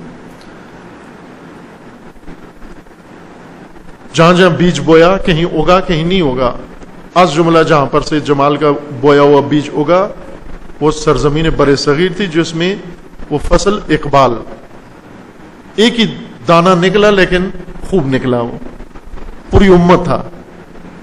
کان امت فی رجل، اقبال تنہا امت تھے، تنہا امت بلا مبالغہ، امت فی رجل. مصر میں ہوگا شجرہ جو سے جمال نے بویا، اگرچہ ابھی تک ثمر نہیں دیا، اس نے نتیجہ نہیں نکلا، لیکن اگ گیا وہ درخت. محمد عبدو، سید قطب، اور اس کے بعد ایک ایک کر کے دیگر بزرگان جو پیدا ہوتے گئے. یہ شجرہ تھا جو سید جمال نے لگایا تھا. اسی طرح ایران میں بہت ساری شخصیات پیدا ہوئیں. اس بزرگان نے اس دور میں پہلی دفعہ متوجہ کیا کہ آپ کو مکتبی اسلام کی ضرورت ہے، مکتبی استنباط کرنے والے مجتہد و راہبر کی ضرورت ہے۔ عزیزان دیکھیے، قرآن منبع ہے، پہلے بھی اشارہ کیا تھا کہ قرآن کی تدوین مکتبی نہیں ہے، قرآن منبع ہے، منبع معدن ہے، قرآن معدن ہے، اور اس کے اندر جو تعلیمات ہیں معدنی حالت میں ہیں۔ تشبیہ کے ساتھ عرض کر رہا ہوں، جس طرح مثلا آپ پیٹرول پمپ پہ جاتے ہیں، پیٹرول اپنی گاڑی میں ڈالتے ہیں، یہ پیٹرول پروسیس سے گزرا ہوا ہے، کچھ مراحل سے گزرا ہوا ہے، اس قابل ہوا ہے کہ گاڑی میں ڈالیں، گاڑی کو چلاتا ہے، حرکت دیتا ہے۔ یہ پیٹرول زمین سے نکلا ہے، زمین کے اندر معدنی شکل میں تھا یہ پیٹرول، معدنی شکل سے اس کو نکالنا اور نکال کر اپنی ضرورتوں کے مطابق اس کو بنانا، اس کے پروڈکٹ بنانا، یہ انجینئر چاہیے۔ اگر وہی تیل جو مٹی کے اندر ہے، کنویں کے اندر ہے، وہیں سے نکال کے گاڑی میں ڈالیں تو گاڑی بھی تباہ ہوگی، یہ اس سے گاڑی نہیں چلتی۔ لہذا آپ یہ کہیں کہ ہمیں مکتب کی یا آئیڈیالوجی کی ضرورت نہیں ہے، یہی آیات قرآن ہے، انہیں ترتیب سے رکھ لیتے ہیں۔ کیا صبح اٹھ کے سب سے پہلے کون سا کام کرنے؟ الف لام میم، وہ اس پر عمل کرو، کیا کریں گے؟ پھر ذالک الکتاب لا ریب فیہ۔ یہ معدن ہے، اس معدن کو انجینئر کی ضرورت ہے جو اس معدن سے نکالے، تعلیم نکالے، ہدایت نکالے، اور نکال کر اس کو ضرورت کے قالب میں ڈالے۔ اسی پیٹرولیم سے گاڑی چلے گی، لیکن ایک پروسیس سے گزر کر۔ اسی طرح قرآن معدن ہے، اس معدن میں انجینئر کی ضرورت ہے، دینی انجینئر کی ضرورت ہے۔ دینی انجینئر یعنی جو اس سے نکالے، پورا سسٹم نکالے اور اس کو سسٹم کی شکل دے، مکتب و آئیڈیالوجی کی شکل دے۔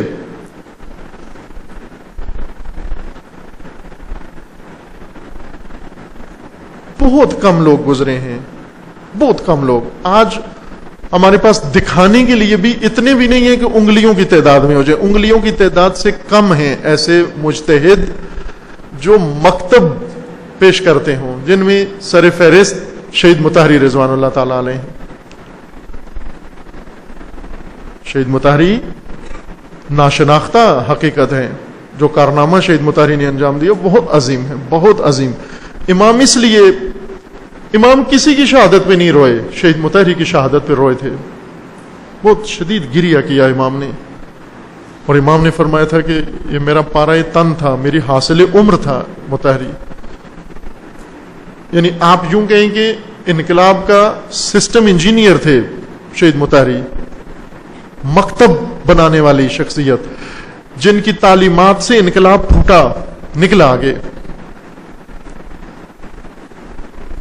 شہید صدر تھے کہ البتہ ان کو توفیق کم ہوئی، جس ماحول میں وہ تھے یا جس صورتحال سے وہ دوچار تھے، لیکن شہید صدر بھی، شہید باقر الصدر، صدر اول، وہ ایک اور شخصیت ہے نمایاں۔ ان سے پہلے بھی خلا تھا، ان کے بعد بھی خلا ہے۔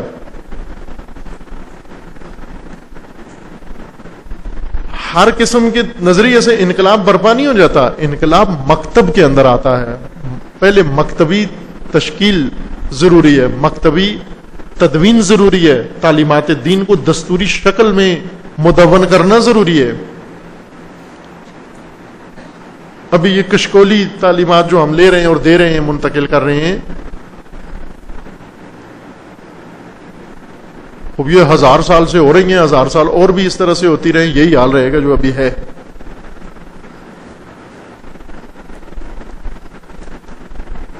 خداوند تبارک و تعالیٰ نے قرآن مجید نازل کیا، ساتھ ہی رسول اللہ کو بھی مبعوث فرمایا۔ کس لیے؟ کہ رسول اللہ کا کام فقط یہ نہیں تھا کہ آیات لوگوں کو پڑھنا نہیں آتی تھی، اور رسول اللہ ایک قاری قرآن کے طور پر ان کے پاس تھے، جس طرح ابھی ہمیں قرآن پڑھنا نہیں آتا، ہم نے قاری صاحب رکھے ہوئے ہیں۔ اکثر ہمارا ذہن یوں ہی ہوتا ہے کہ عربوں کو قرآن پڑھنا نہیں آتا تھا، لہٰذا رسول اللہ کو بھیجا کہ انہیں صحیح قرآن پڑھنا سکھا دیں تاکہ قراءت ٹھیک ہو جائے، تجوید ٹھیک ہو جائے، تلفظ ٹھیک ہو جائے۔ نہ، رسول اللہ وہ عنوان قاری قرآن نہیں تھے. رسول اللہ کو وظیفہ جو قرآن نے بیان کیا وہ تبیین ہے. لِتُبَيِّنَ لِلنَّاسِ, ہم نے آپ پر وحی نازل کی ہے کس لیے؟ تاکہ آپ تبیین کریں. تبیین کا مصداق یہ ہے کہ آپ قرآنی تعلیمات کو مکتب بنا کر, عملی بنا کر, دستوری بنا کر ان لوگوں کے سامنے پیش کریں. لہذا رسول اللہ کا کام فقط من و ان, جیسے وحی اترتی ہے ویسے ہی پڑھ کر سنا دینا اور پھر کہنا وما علینا الا البلاغ. جس طرح ابھی ہوتا ہے نا ہمارے خطبہ 1 گھنٹہ تقریر کرتے ہیں, اینڈ شینٹ بول کے آخر میں کہتے ہیں وما علینا الا البلاغ. ہمارے ذمہ یہی اینڈ شینٹ تھا جو ہم نے بیان کر دیا ہے, اس کا نام تبلیغ رکھ دیا ہے. رسول اللہ یوں نہیں تھے کہ یہ کہیں کہ میرے ذمہ یہی تھا, یہ وحی پڑھ کر سنانا, آیات پڑھ کر سنانا, اور پھر اس کے بعد کہیں گے میں نے سنا دی, یہی تھی, جبرائیل نے یہی مجھے سنائی, میں نے آپ کو سنا دی. جس طرح جبرائیل نے رسول اللہ کو سنائی اس طرح رسول اللہ اگر قوم کو سنا دیتے تو یہ قوم اس زمانے میں بھی ویسی ہوتی جیسے آج ہم ہیں.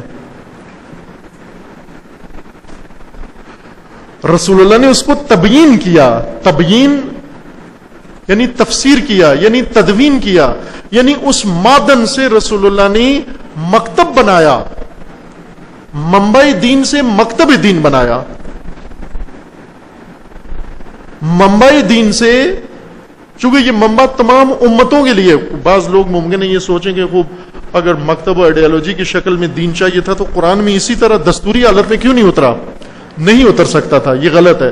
یہ ایسے ہی ہے جیسے کوئی یہ توقع رکھے کہ جس طرح پیٹرول پمپ میں پیٹرول ہے اسی طرح زمین کے نیچے بھی ہوتا. اگر اس طرح سے زمین کے نیچے ہوتا صرف آپ کے کام آتا, اگلی نسلوں کے کام نہ آتا, پچھلی نسلوں کے کام نہ آتا. زمین میں معدن اس لیے رکھی جاتی ہے کہ ہر نسل اپنی ضرورت اور اپنی استعداد کے مطابق اس کو کام میں لے آئے. ابھی آج ہم نے یہ پیٹرول بنایا ہے, اگلے آنے والے ممکن ہے اس سے بہت اچھی چیزیں بنا لیں. ہم تو یہ نہیں کہہ سکتے توقع کہ جو ہماری ضرورت ہے وہی زمین کے اندر ہوتی نا, جو بشریت کی ضرورت ہے وہ زمین کے اندر ہے. قرآن مادنی حالت میں ہے, قرآن تمام نسلوں کے لیے, اس کو ایسے ہی ہونا چاہیے جس حالت میں تدوین ہوا ہے. اب ہر امت کے لیے, ہر زمانے کے لیے اس کو مبین و مفسر کی ضرورت ہے. مبین و مفسر کا کام مکھی پہ مکھی مارنا نہیں ہے, جیسے ابھی ہم تفاسیر سے آشنا ہیں کہ یہ آیا کہاں اتری, وہ آیا کہاں اتری, کہاں نہیں اتری, اس آیا میں اس کو الف کیسے پڑھیں, بے کیسے پڑھیں. یہ نا, یہ کام نہیں ہے تفسیر, اس کو تفسیر نہیں کہتے. یہ وہی مشغلہ ہے, ضمیریں لوٹانا. اس آیت کی ضمیر ادھر لوٹتی ہے, اس صفحے کی ضمیر ادھر لوٹتی ہے, آگے والی پیچھے لوٹتی ہے, پیچھے والی آگے لوٹتی ہے. یہ ضمیریں لوٹا لوٹا کے ساری عمر گزر کے چلے جاتے ہیں. خدا اس کو میری آخرت کا توشہ قرار دے. مفسر جو قرآن کو چاہیے, مبین چاہیے. خود قرآن کہتے ہیں کہ قرآن کو مبین چاہیے, وہیں کہ خود بیان ہے, طبیان ہے, روشن ہے. لیکن اس طبیان کو واضح منبع کو مبین چاہیے. مبین تبیین کے لیے یعنی جو اس کو مکتب بنائے, جو اس کو آئیڈیالوجی بنائے, یعنی جو اس کو عملی دستوری شکل میں بنائے اور قابل نفاذ بنائے. رسول اللہ نے یہی کام کیا. اسی لیے ہر زمانے میں قرآن کے ساتھ ہادی کی ضرورت ہے, قرآن کے ساتھ مفسر کی ضرورت ہے, تاکہ اس سے ہمیشہ ایک مکتب استخراج ہو سکے.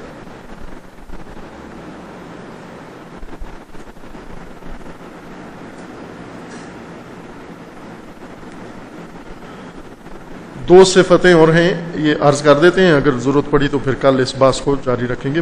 دیکھیں مکتب ہمیشہ تازہ ہوتا ہے, ہمیشہ تازہ ہے مکتب, کوہنا نہیں ہوتا. یہ جو بعض لوگ کہتے ہیں اسلام پرانا ہو گیا ہے, ان کو کیوں پرانا نظر آتا ہے؟ چونکہ ہم نے اس کو مکتبی شکل میں پیش نہیں کیا, غیر مکتبی شکل میں پیش کیا. ان کو قدیمی نظر آتا ہے, 1400 سال پہلے کا نظر آتا ہے. لیکن اگر اس کی مکتبی تدوین ہوتی, آئیڈیالوجیکل تفسیر ہوتی, ہمیشہ تازہ ہے. قرآن جو منبع ہے انسان کی ہدایت کا, اس سے مکتب و آئیڈیالوجی اس طرح سے ہے جس طرح روزانہ سورج کا طلوع ہے. امام باقر علیہ السلام کی یہ حدیث ہے کہ القرآن یجری مجرى الشمس والقمر، قرآن سورج اور چاند کی طرح ہے. ہر روز نیا طلوع ہے قرآن کے اندر، ہر روز نیا طلوع ہے قرآن کے اندر، ہر نسل کے لیے نیا طلوع ہے قرآن کے اندر. یہ طلوع کیسا ہے؟ ہر نسل کے لیے، یعنی ہر نسل کے لیے نیا ایڈیشن چھپے گا اس کا، یا ہر نسل میں نئے قاری پیدا ہوں گے، ہر نسل میں حافظ پیدا ہوں گے؟ نہ. قرآن یجری مجرى الشمس والقمر، یعنی ہر نسل کو اس کی ضرورت کی ہدایت قرآن دے رہا ہے. ہر نسل کے لیے قرآن طلوع کرے گا، لیکن اس طلوع کو، اس افق کو روشن کرنے کے لیے وہ اسلام شناس، دین شناس موجود ہو جو یہ طلوع قرآن کا انجام دے سکے، یا اس کے افق و دل پر یہ طلوع انجام پائے. مثلا آپ دیکھیں قرآن کا طلوع نو ہوا ہے امام خمینی کے دل پر، امام خمینی کے ذہن پر طلوع جدید قرآن ہے. اور باقی جو مثلا لکیر کے فقیر ہیں نہیں ہوا طلوع جدید ان پر، وہ پرانے طلوع کے قصے پڑھ رہے ہیں. ان کی رات ہے، رات کو بیٹھ کر دن کے قصے پڑھ رہے ہیں. مثلا ہم رات کو بیٹھ کر یہ کہیں گے ہمارے آبا تھے، اجداد تھے، ان کے زمانے میں سورج طلوع ہوا تھا، جیسے بچوں کو قصے سناتے ہیں. قطبی علاقے میں زمین کے جو شمالی جنوبی دو قطب ہیں، ان میں 6 مہینے دن، 6 مہینے رات ہوتی ہے قطبی پوائنٹ پر. پھر اس سے جتنا ادھر آئیں، خط استوا کی طرف آئیں، تو یہ عرصہ کم ہوتا جاتا ہے. لیکن ایک پوائنٹ ایسا ہے جہاں پر 6 مہینے دن اور 6 مہینے رات ہے. جب 6 مہینے مسلسل رات ہوتی ہے، سورج نہیں نکلتا، تو وہ بیٹھ کر کیا کرتے ہیں؟ بس بچے پیدا ہوتے ہیں 6 مہینے کے ہو جاتے ہیں، ان بچوں نے سورج نہیں دیکھا ہوتا.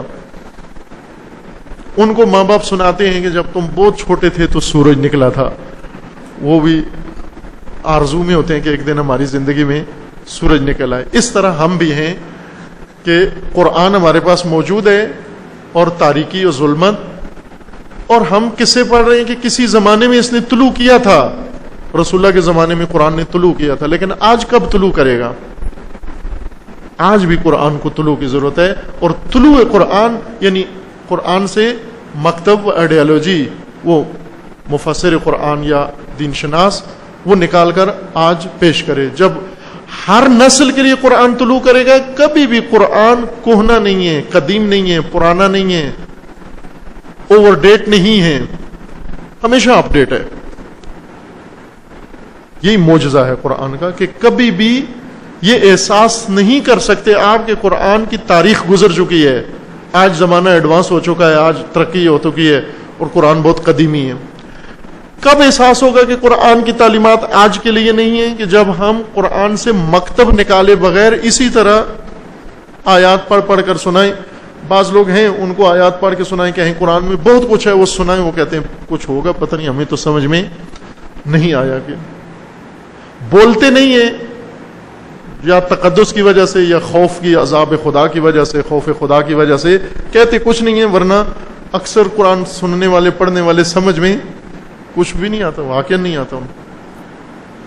اگر قرآن کو مکتبی شکل میں پیش کریں، پھر دیکھیں کس طرح سے سمجھتے ہیں، کس طرح جھومتے ہیں، کس طرح سر دھنتے ہیں. کیا انہیں وجد میں آئیں گے پھر اس وقت جب قرآن طلوع کرے گا ان کے دلوں پر، ان کے زمانے پر یا ان کی نسلوں پر طلوع کرے گا قرآن. طلوع قرآن یعنی کوئی آئیڈیالوجی اور مکتب قرآن سے دریافت ہو. مکتب کے اندر جیسا پہلے بھی کہا تھا کہ مکتب فقط دین نصیحتوں کا مجموعہ نہیں ہے بلکہ نظاموں کا مجموعہ ہے. مکتب کی ایک اہم خصوصیت یہ ہے کہ اس کے اندر احکام و قوانین سے پہلے نظام ہو، یعنی مکتب کی تدوین ہی نظام سے شروع ہوتی ہے، نظام کے اندر پھر قوانین کی باری آتی ہے. قوانین بعد میں ہوتے ہیں، پہلے نظام کی بات کرتا ہے مکتب. لیکن جب غیر مکتبی ہو وہاں شروع ہی کرتے ہیں نصیحتوں سے، آخری بات پہلے دن کرتے ہیں وہاں. مثلا آپ بلڈنگ بنانا چاہیں تو آخری کام جو آخری دن ہوتا ہے وہ پہلے دن انجام دیں آپ، الٹ کام. غیر مکتبی دین میں آخری کام پہلے دن کرتے ہیں ہم، لیکن مکتبی دین میں پہلا دن پہلے دن پہلا کام کرنا ہے. یعنی سب سے پہلا مرحلہ مکتب کی یا آئیڈیالوجی کے اندر، اس کے اندر نظام کا ہونا ہے، شعبہ زندگی سے متعلق نظام، نہ ہر شعبہ زندگی سے متعلق نصیحتیں۔ اس وقت جو دین ہمیں پیش کیا گیا ہے، ہمارے پاس ہے، وہ کیا ہے؟ ہر شعبہ زندگی کے بارے میں نصیحتیں۔ شادی کرو تو یہ کرنا، میاں یہ کرے، باپ یہ کرے، فلاں یہ کرے، اولاد یہ کرے، والدین یہ، نصیحتیں۔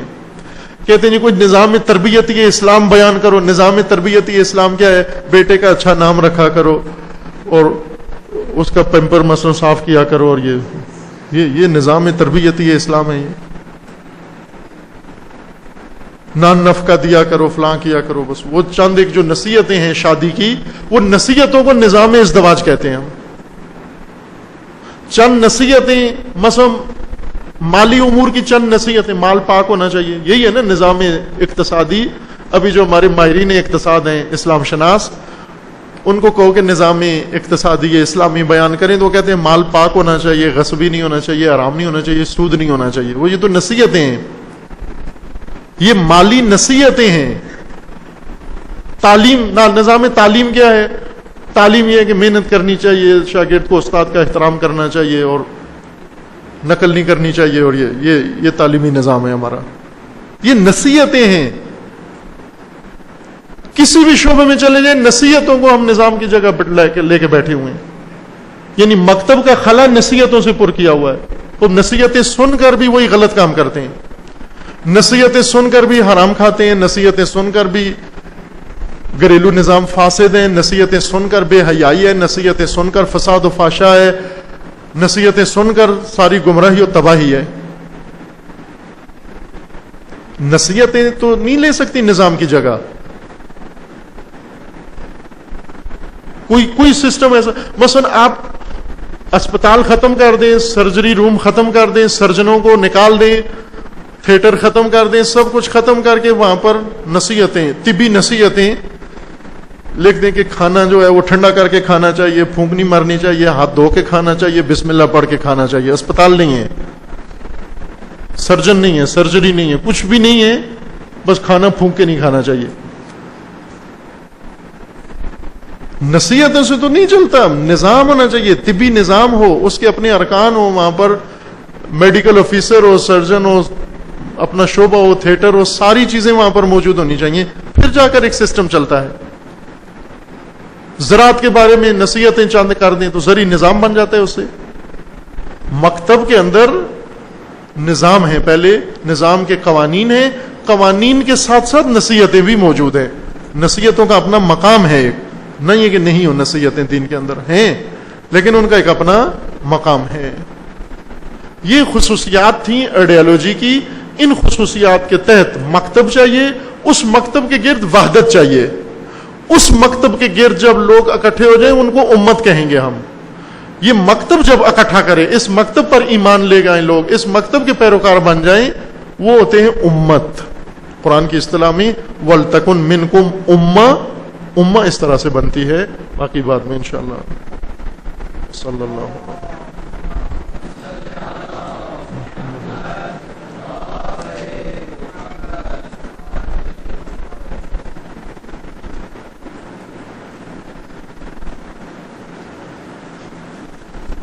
قرآن میں حزب اللہ کا جو ذکر کیا گیا اس سے کیا مراد ہے، اور آج حزب اللہ لبنان جس کی مصداق دیا جاتا ہے، یہ بعد میں بیان کریں گے، یہ باتیں آئیں گی آگے۔ ابھی لفظ امت، جماعت، حزب اللہ یا اس طرح کے جو قرآنی الفاظ ہیں ان کو ایک ایک کر کے انشاءاللہ ذکر کریں گے۔ لبنان میں حزب اللہ بھی، لبنان میں جو حزب اللہ ہے وہ، اب دیکھیں خود کہتے ہیں ایک مومن ایک مسجد میں نماز پڑھتا تھا، دوسرا دوسری مسجد میں نماز پڑھتا تھا۔ ایک دن ایک نے دوسرے سے کہا کہ تم اس مسجد میں نہیں جایا کرو، ہماری مسجد میں آ کے نماز پڑھا کرو۔ اس نے کہا کیوں؟ کہا اس لیے کہ ہماری مسجد کا امام مجتہد ہے۔ تو انہوں نے کہا کہ ہے اچھا آدمی ہے لیکن مجتہد نہیں ہے۔ جھگڑا ہو گیا دونوں میں، اس نے کہا مجتہد ہے، اس نے کہا نہیں ہے۔ بعد میں طے پایا کہ خود انہی سے پوچھ لیتے ہیں جا کر کہ وہ مجتہد ہیں یا نہیں ہیں۔ ان کے پاس گئے تو انہوں نے بتا دیا کہ میں مجتہد نہیں ہوں۔ تو جو پہلے کہہ رہا تھا کہ یہ نہیں ہے مجتہد، تو اس نے جتلایا کہ میں تو کہتا تھا یہ مجتہد نہیں ہے، آپ زور لگاتے تھے مجتہد ہیں۔ تو اس نے کہا کہ یہ ہے مجتہد ہے، پاگل ہے، اس کو پتہ نہیں ہے کہ یہ مجتہد ہے. کہا یہ پاگل ہے، اس کو پتہ نہیں ہے، یہ ہے مجتہد ہے ویسے ہی. عزیز من، جو چیز خود آپ دیکھیں، حزب اللہ خود اپنے لیے کیا عنوان استعمال کرتے ہیں؟ مقاومت. کیا لفظ استعمال کرتے ہیں؟ مقاومت. حزب اللہ مقاومت ہے، فرنٹ ہے، محاذ ہے، موومنٹ ہے. حزب اللہ ایک امت ہے، دوسرے لفظوں میں کہیں ایک امت ہے حزب اللہ. تشریح کریں گے اس کی. ملت سے کیا مراد ہے؟ ملت اسلامیہ اور ملت اسلامی میں فرق واضح کیجیے. ملت بیان کریں گے بعد میں، یہ اصطلاحات آئیں گی ان کی.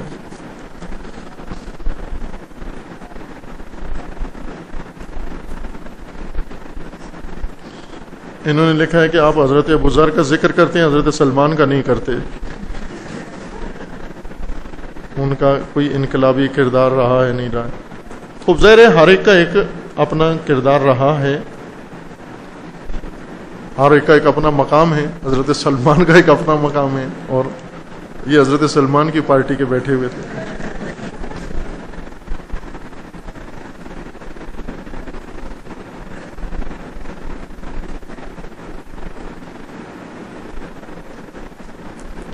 وَلْتَكُنْ مِنْكُمْ امہ میں منکم کیوں استعمال کیا گیا؟ اسے تبعیض مراد نہیں لی جا سکتی، اور کیا اس آیت میں اس کا ذکر نہ ہوتا بلکہ فقط وَلْتَكُنْ امہ ہوتا تو کیا تشکیل امت کا زیادہ واضح نہ ہوتا؟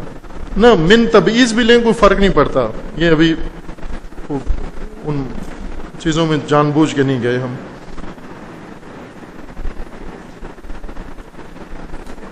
خود سازی سے کیا کیا کیا مراحل ہیں؟ ابھی امت سازی کی بات ہو رہی ہے.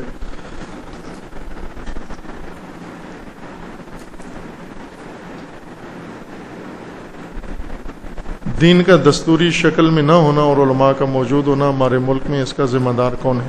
اب یہ ایک پرانی دین فہمی کا قدیم وہی تقلیدی طریقہ چلا آ رہا ہے کہ اول پاکستان میں یا ہندوستان میں دین رسومات کا نام دین ہے. دین کا نام دین نہیں ہے، رسومات کا نام دین ہے. دیندار سارے یعنی جو رسومات دینی انجام دیتے ہیں یہ دیندار ہیں. جو رسومات دینی انجام نہیں دیتے وہ غیر دیندار ہیں. لیکن جو رسومات انجام دیتے ہیں، جو انجام نہیں دیتے، وہ ابھی اصل دین انٹچ ہے، اس کو کھولنا ہے، بیان کرنا ہے. ایک روش تقلیدی چلی آ رہی ہے گزشتہ سے کہ یہ دین ہے اور وہی ہم نے لے لی، وہی بالآخر کسی جگہ اس کو روک کر آگے جانے کی ضرورت ہے. ہم گزشتہ کا ذمہ دار نہیں ڈھونڈ رہے، آئندہ کا ذمہ دار تلاش کر رہے ہیں کہ آئندہ کس نے بتانا ہے دین. یہ پولیس کا کام ہے کہ گزشتہ ذمہ داروں کو تلاش کرے، ہمارا کام ہے آئندہ کے ذمہ دار بنانا کہ آئندہ کس نے یہ کام کرنا ہے. وہ کام جو نہیں ہوئے پہلے وہ کس نے کرنے ہیں یہ ہمیں پتا ہے. کس نے کرنے ہیں؟ ہم نے کرنے ہیں. پیچھے کس نے نہیں کیے وہ پولیس کے ایف آئی آر کٹوائیں، پولیس ڈھونڈے کس کا کام تھا، کیا نہیں کیا، کیوں کیا، کیا ہوا نہیں ہوا.